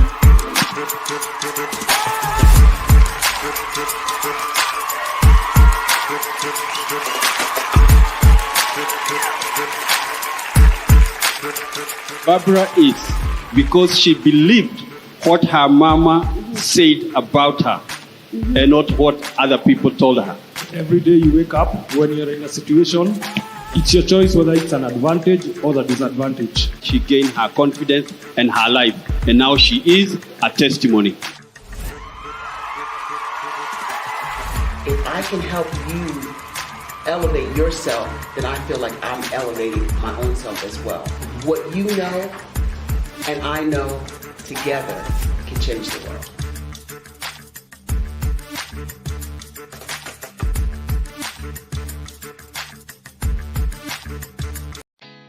Did you know women represent just 3% of Fortune 500 CEOs and less than 15% of corporate executives at top companies worldwide? Have you wondered what the secrets are to getting into the top ranks, whether in the private or public sector? Do you want to figure out how to stop being held back in your career or passed over for promotion? Then you're in the right place. Hi, I'm Dr. Madeline Ann Lewis, President and CEO of the Executive Women's Success Institute. I have decades of experience in the military, the federal government, and corporate America, and my mission is to help women succeed and tap into their full potential. I want to reach 1 million+ women around the world to become the leaders they are meant to be. So if you want to move into a management or executive level position, or maybe you are a female veteran transitioning out of the military into business entrepreneurship, then reach out to the Executive Women's Success Institute at 301-693-3284. Let us get you on the fast track to success.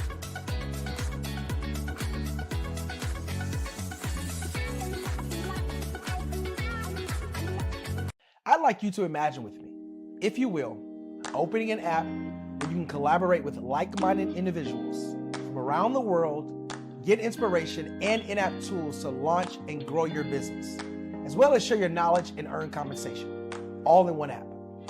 Well, the name of that app is Truso, short for Truly Social. Hi, I'm Matthew Newman, the founder and CEO of Truso. A new concept in social media, Truso is designed from the ground up to be a platform that's both social and empowering for all its users. How exactly do we do that? I'm glad you asked. First, Truso brings the world together via video. Psychologists assert that video provides a significantly more effective connection than audio only. When you enter a community on Truso, you're face to face. Second, on Truso, you don't have to have 1 million followers to monetize. Our business model allows all hosts and moderators to monetize, no matter the size of your following, by 1, producing fee-based content, and 2, inviting others to join the platform as subscribers. Even more, Truso has an in-app resource library with over 100 free resources, forms, and documents to help you build your brand and grow your business. Third, Truso is inclusive. The deaf and hard of hearing communities make up 360 million people worldwide. Unlike audio-only apps, Truso embraces this community, providing a networking platform that allows them to participate via video and closed captioning. We even have a deaf and hard of hearing foundation in the works as well. Fourth, Truso is both social and safe. We refer to Truso as a virtual extension of the beauty shop, barbershop, and brainchild of the community. A place where there's laughter, along with wisdom, growth-oriented conversation, and genuine connections in a safe space. Truso even has proprietary security to ensure we maintain a safe environment for everyone. Where are we at now? Truso is live, y'all. We've launched in beta and we're acquiring users daily. We have an incredible development and marketing team, plus amazing celebrity influencers at the table, helping us spread the word around the globe, beginning within the African diaspora and beyond by creating a safe space for growth, connection, and collaboration. We're truly excited about Truso. We've created something special for which there is a global market. And we invite you to embark on this journey with us as a shareholder. The future for Truso is truly bright. Join us and let's go there together.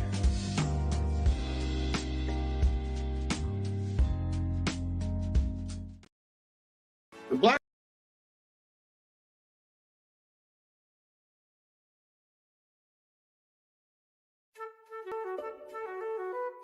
This is Dr. Arnold T. Petsworth. He's the owner of Petsworth Vet World, a veterinary clinic in Hopton, Connecticut. His patients include dog, cat, frog, fish. Goldie, dog, and this alpaca. Due to doctor-patient confidentiality, we can't tell you their names. Business at Vet World was steady, and then quarantine hit. Neighbors brought new four-legged friends into their homes.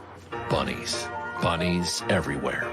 Dr. Petsworth welcomed these new patients with open arms. The only problem? There were more appointments than he could manage. That's when Dr. Petsworth turned to his American Express business card, which offers spending potential that's built for his changing business needs. He decided to hire a new assistant, Julio, and with spending power built for business purchases, he used his card to furnish a new exam room. Together, Dr. Petsworth, Julio, and American Express Business made sure all the pets of Humpton got the love and care they deserve. And everyone was happy. Get the card built for business by American Express.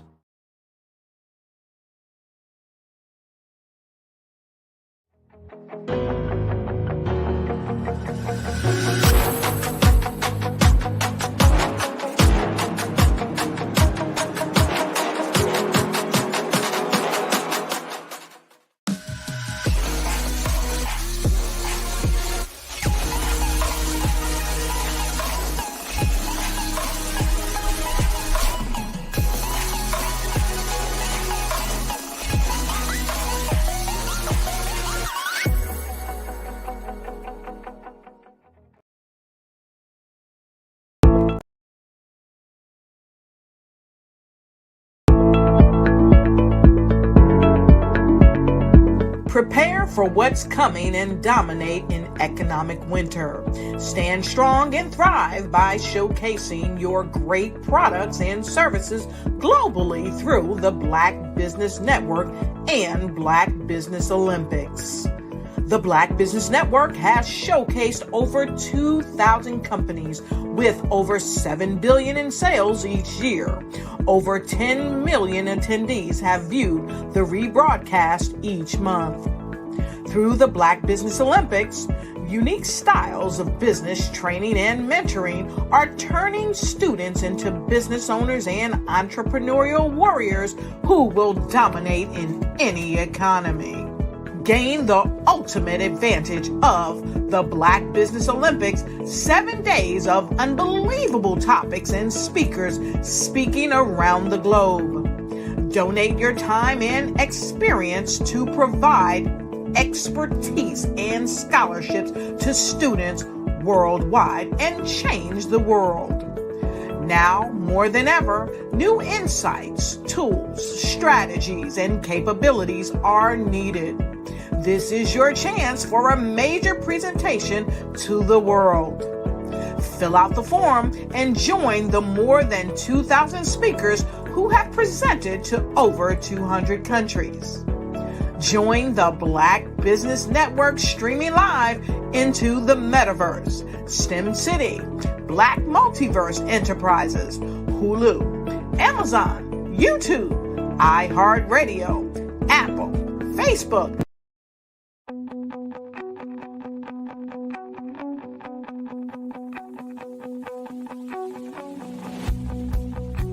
I am Black Business. From the moment I wake until the time I sleep. Yes, I am Black Business. I am Black Business. Tell me, are you Black Business? I am Black Business. Do you support Black businesses? Listen, I support Black business because I am Black Business. Black Business Expo, one of the largest business showcases in the history of Black business in the world. The world! Sign up today at www.blackbusinessexpousa.com or call 919-308-9090. I am Black Business.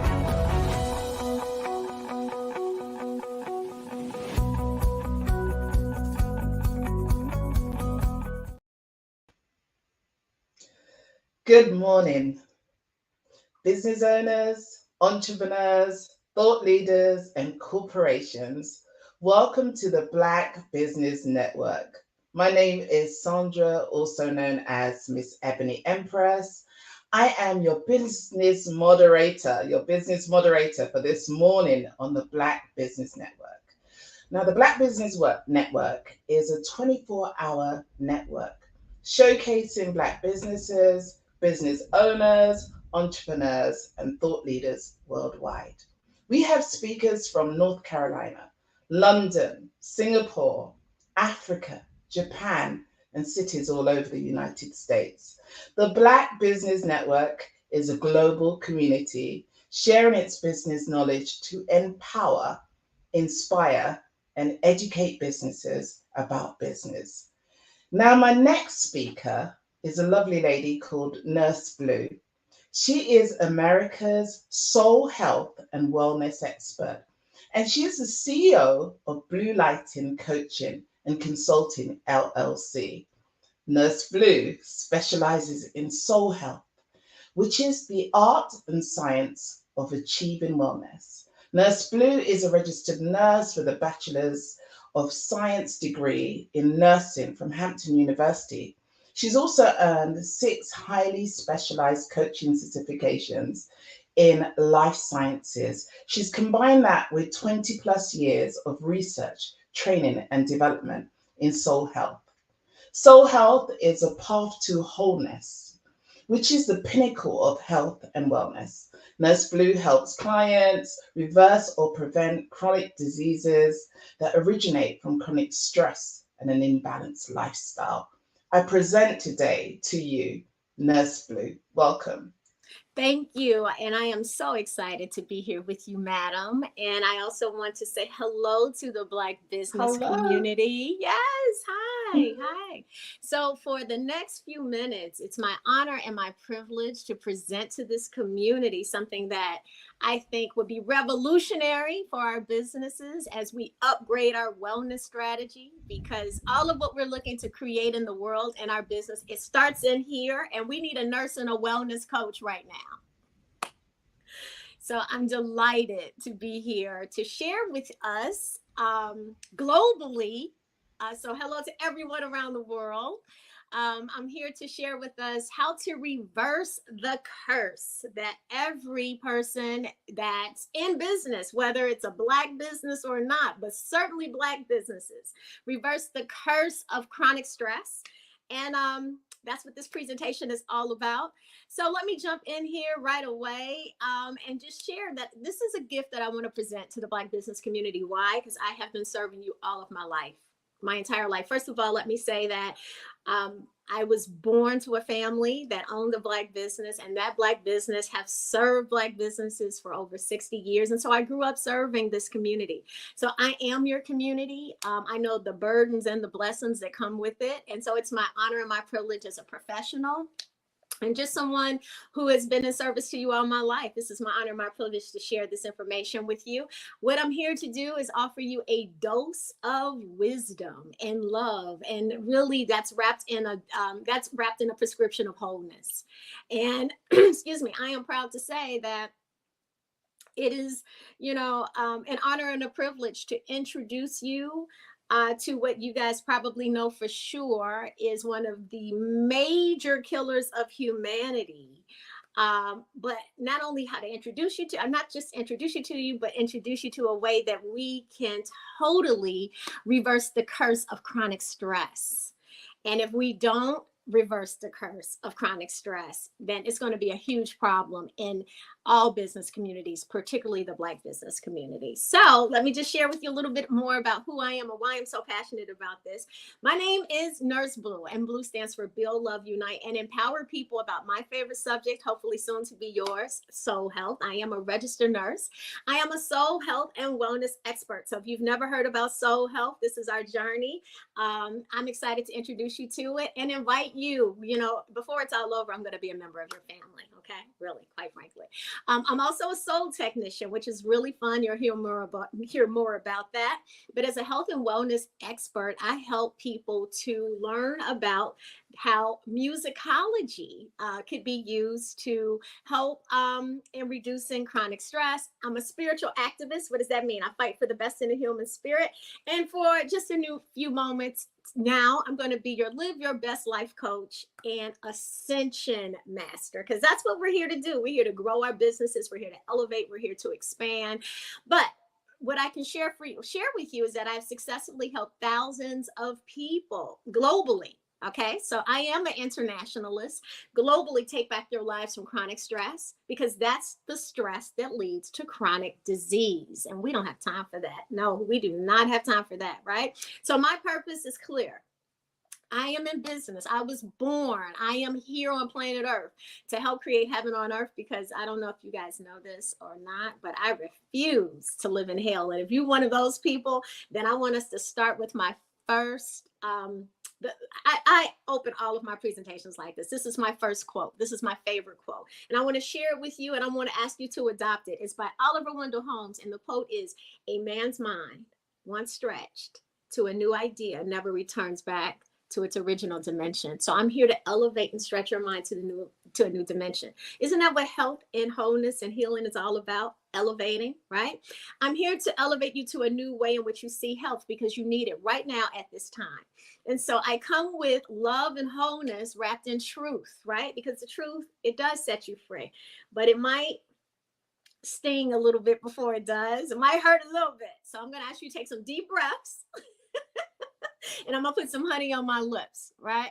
As I tell you, as I share this information with you, because really my intention is to help you get what you want to, help you achieve what you want to achieve anyway. You want to look and feel your best for the rest of your life. And I want to help you to understand how you can upgrade your wellness strategy with some wellness solutions right now that have proven that to help thousands of people take back their energy, their health, their vitality, take back their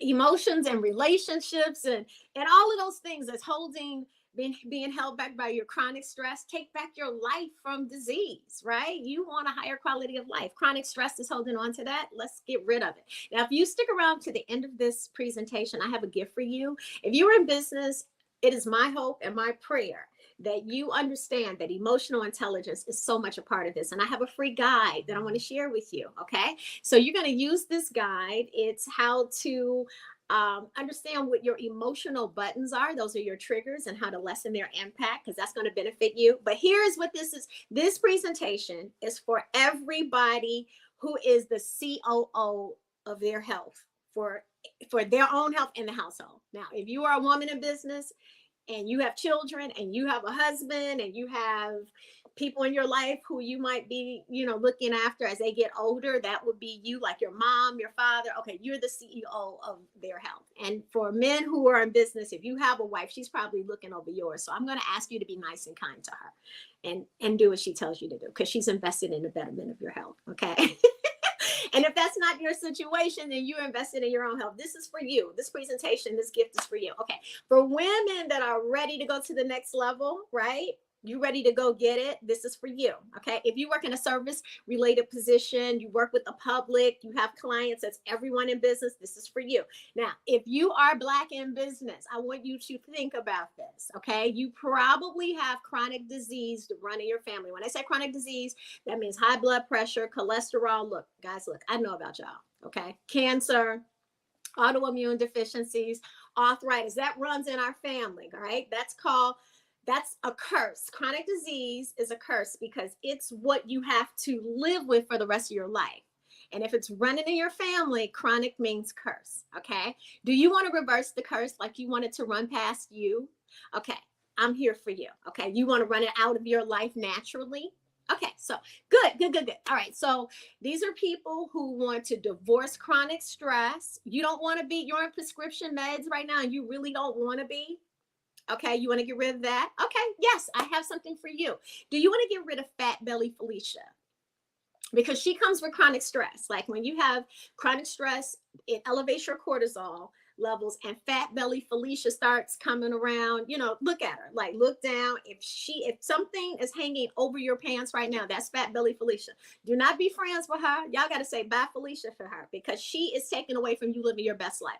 All you're looking for, quite frankly, right now is a wellness solution, an effective system. Okay, I have that for you. You want some love and support. Nurse Blue is here for you, and you need a community. I got you. Okay. And also, maybe I haven't mentioned this. This is also available to a few good men. Okay. Who are willing to come along on this ride with us. Okay. So bottom line, Martin was not the only one that had a dream. Nurse Blue has a dream, right? I have a dream. Yes. And Martin Luther King, who we all know and love, and he gave one of the most powerful speeches in the world, actually inspired us to have dreams. And this is my dream. I want to create a community in the Black business community where we're living up to becoming the best versions of ourselves. We are live your best lifers. Okay. In this club, we are saturated with wholeness, right? Wholeness meaning we are living, laughing, loving, and enjoying our life because we got rid of generational soul toxins, the toxins that sometimes lead to heart disease. So in this club, we are lowering our blood pressure. We're balancing our blood sugars. In this club, we are losing fat belly Felicia. We're getting rid of our struggles. We're reversing the curse of chronic disease. That is I have a dream. I have a dream that we can do this. I can have a dream that we can get rid of type 2 diabetes and reverse the curse of these conditions off our life. Okay. So that's what we're here to do. We're here to talk about this dream. All right. So what you're going to learn today is if you choose to adopt Soul Health, it can 10x your business because the health of your business is only going to be as healthy as you are. Okay. All right. And here's the bottom line, guys. Chronic stress remains the #1 killer. Okay. So either we're going to defeat it or else. And we don't want that to happen to us. All right. So listen, the reason why I'm so passionate about this, because I'm a lifer. Do you know what a lifer is? You probably don't because I made it up. But a lifer is someone who loves life. And as a nurse, you want me to love life. As a wellness coach, you really want me to love life, right? And I have learned to love it because, first of all, I am absolutely fascinated by life itself, the source of all things that created life. I am absolutely fascinated by what creates health, wellness, and wholeness. I love the planet. I love animals, and I'm a spiritual activist. So I see human beings like my flowers, and I'm here to water them. All right. Now, I have an important question for you because this is what it all comes down to. Do you want to spend the rest of your life managing a preventable disease? Okay, that's a question because here's the bottom line. Let me paint the picture for you. You're going in and out of medical appointments for the rest of your life. You start out with one medication, but as you get older, those medications are multiplying. You're taking tests that's not really leading to any real solutions. This can lead to a lot of inconvenience. And a lot of people are living that every day. Your parents are living it. And because of family history and background, you know, you could be living it too if you inherit the same kind of conditions. That's not living your best life, right? And chronic stress is leading to that because it's the #1 weapon of mass destruction, both personally and collectively. Meaning if you have one chronic stress, and 6 out of 10 Americans have one, 4 out of 10 Americans have several, okay? So if you have one chronic disease, it can totally wipe out the business that you're trying to build right now and impact your family for the rest of your life. So that's why this is important, because one prescription, if you don't do what you need to do, can lead to several prescriptions. Several prescriptions over the course of your life can lead to hospital visits. And while I believe in prayer, prayer without works is dead, right? So I'm here to help you put the work into action. Now, here's what I want you to truly understand. The hospitals and our current medical system, they're not invested in helping you live your best life. They're invested in giving you a prescription if you don't live your best life. You understand that? So a lot of us are frustrated by the current healthcare system. I don't work in the healthcare system. I work in Soul Health. But you have to understand, here's what else is happening. The system of health is changing. I mean, the New York Times this year published an article on February 18th of this year, letting us know that hundreds of thousands of doctors are walking away from the profession. Where's that going to leave you? Have you heard of the nursing shortages that we're experiencing globally? Guys, hospitals are the 3rd leading cause of death. Do you really want to end up in a hospital right now? With the nursing shortages, the mass retirement, COVID burnt out the industry. It burned us all out. There's a lot of fraudulent schools. So that means there are people with certificates, but have not been trained. Okay. on how to provide services. There's a shortage of faculty. There's a hot mess happening. Now, for all of the chronic diseases, guess what? I got good news for you, okay? Good news. 98% of these diseases, they're lifestyle related. That means they're preventable. If they're lifestyle related and preventable, that means that they're in your hands. And that's why I'm here, because I reversed the curse of chronic disease in my life. Yes, I love myself back into soul health, and I reversed the curse. That's why I'm here for you. Okay. So let me give you a little bit background. My family history was plagued with chronic disease. Okay. Everybody had either heart disease or cancer or autoimmune deficiency. It was absolutely crazy. And my entire life, I was really trying to figure out what's the algorithm that I could dodge this bullet. Okay, well, here's what I did. I was able to successfully release 40 plus years of chronic stress, which is multi-generational. I'm going to talk to you about that in a second. I reversed the curse of chronic disease. I was diagnosed with psoriasis over 20 years ago, guys. I have been successful at learning how to manage it naturally. I was on my way to obesity. I lost 30 pounds. I've been able to keep it off since 2016. But more so than anything, guys, I found peace, I found joy, I found wholeness and harmony with all forms of life. I am experiencing the free at last. I am experiencing the free at last, and you can too, okay? Because I know that majority of us, the prescription of a good life was something like this. In my family, the prescription was a good life is the more money you had was the prescription for a good life. I mean, I'm just going to tell the truth and shame the devil.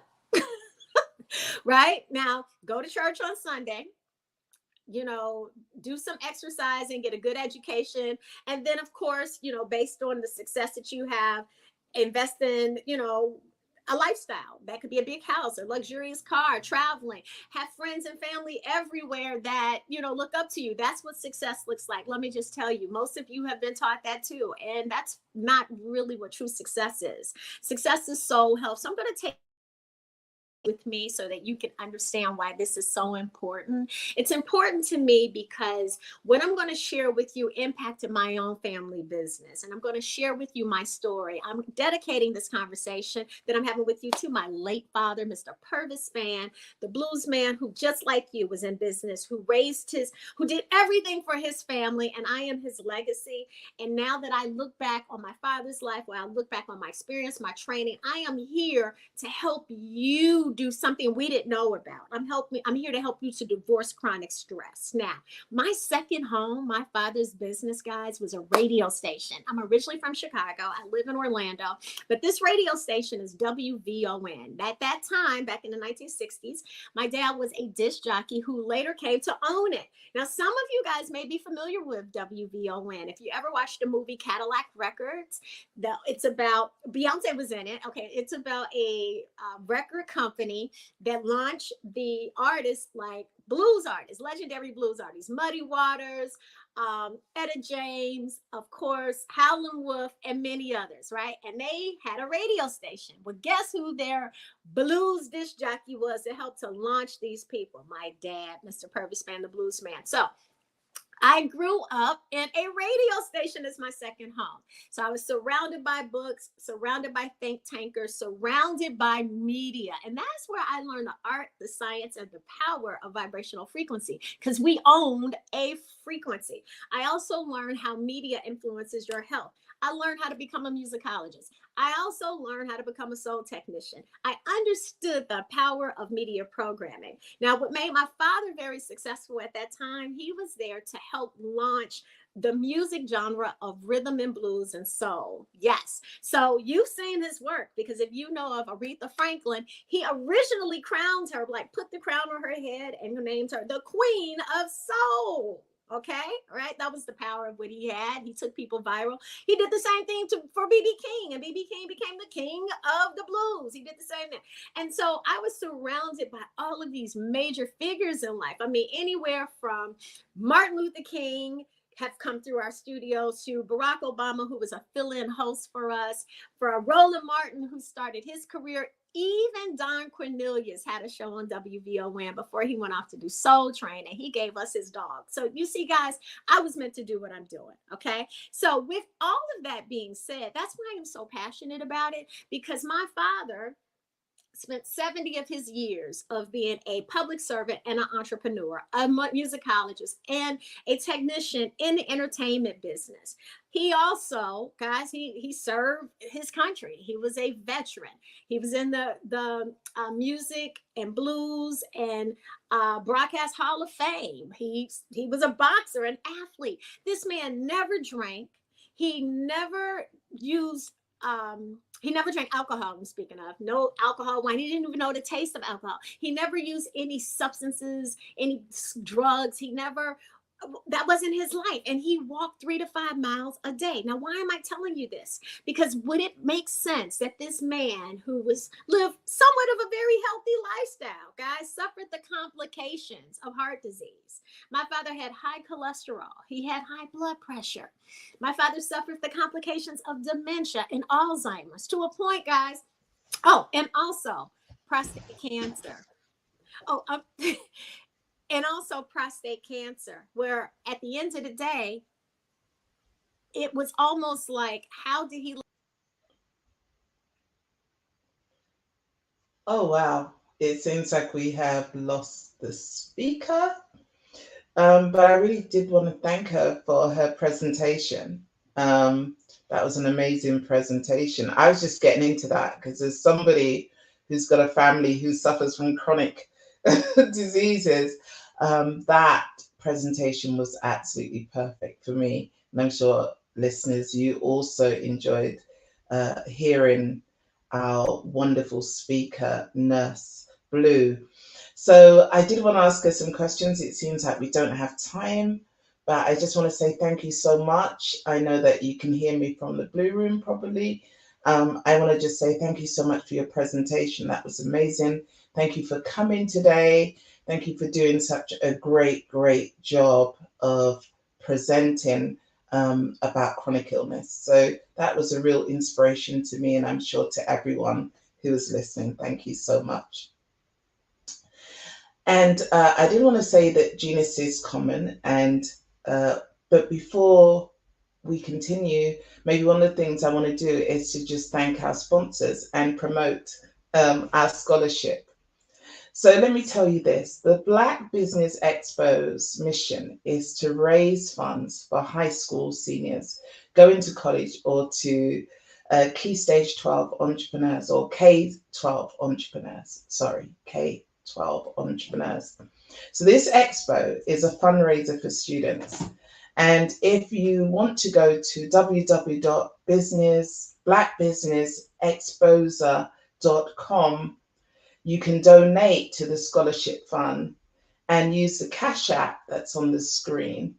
And I will wait for them to actually put that information up. But I'll tell you anyway that the goal is to give laptops and up to $5,000 to 10 students. That's amazing. And students can also, if you're interested in receiving some of that funding, you can go to www.blackbusinessexposer.com.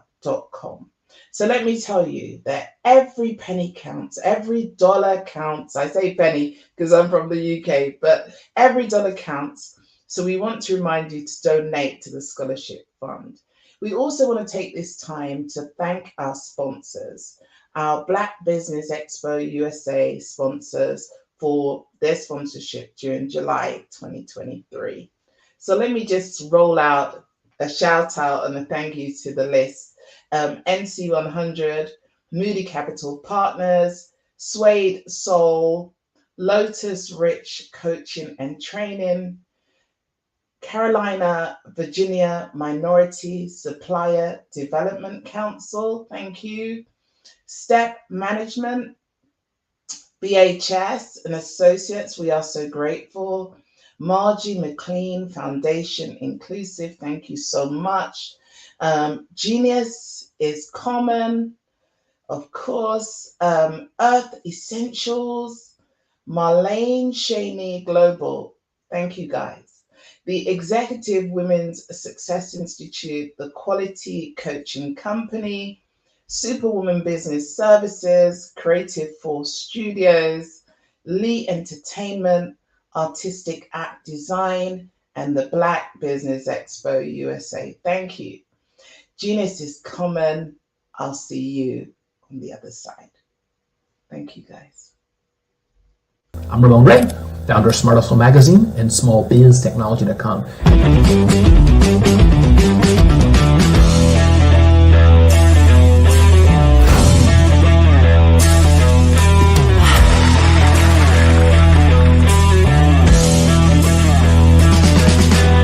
You're here today to celebrate small business success. Stand up on your feet. You rocked the house. Hey, thank you. It was amazing. Didn't we learn? For me, success comes from failure. One thing not to do is shake somebody's hand like this.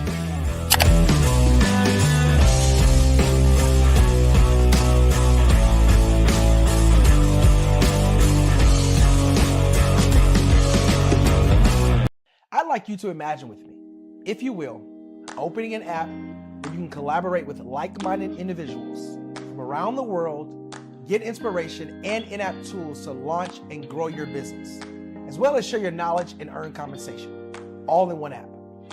Well, the name of that app is Truso, short for Truly Social. Hi, I'm Matthew Newman, the founder and CEO of Truso, a new concept in social media.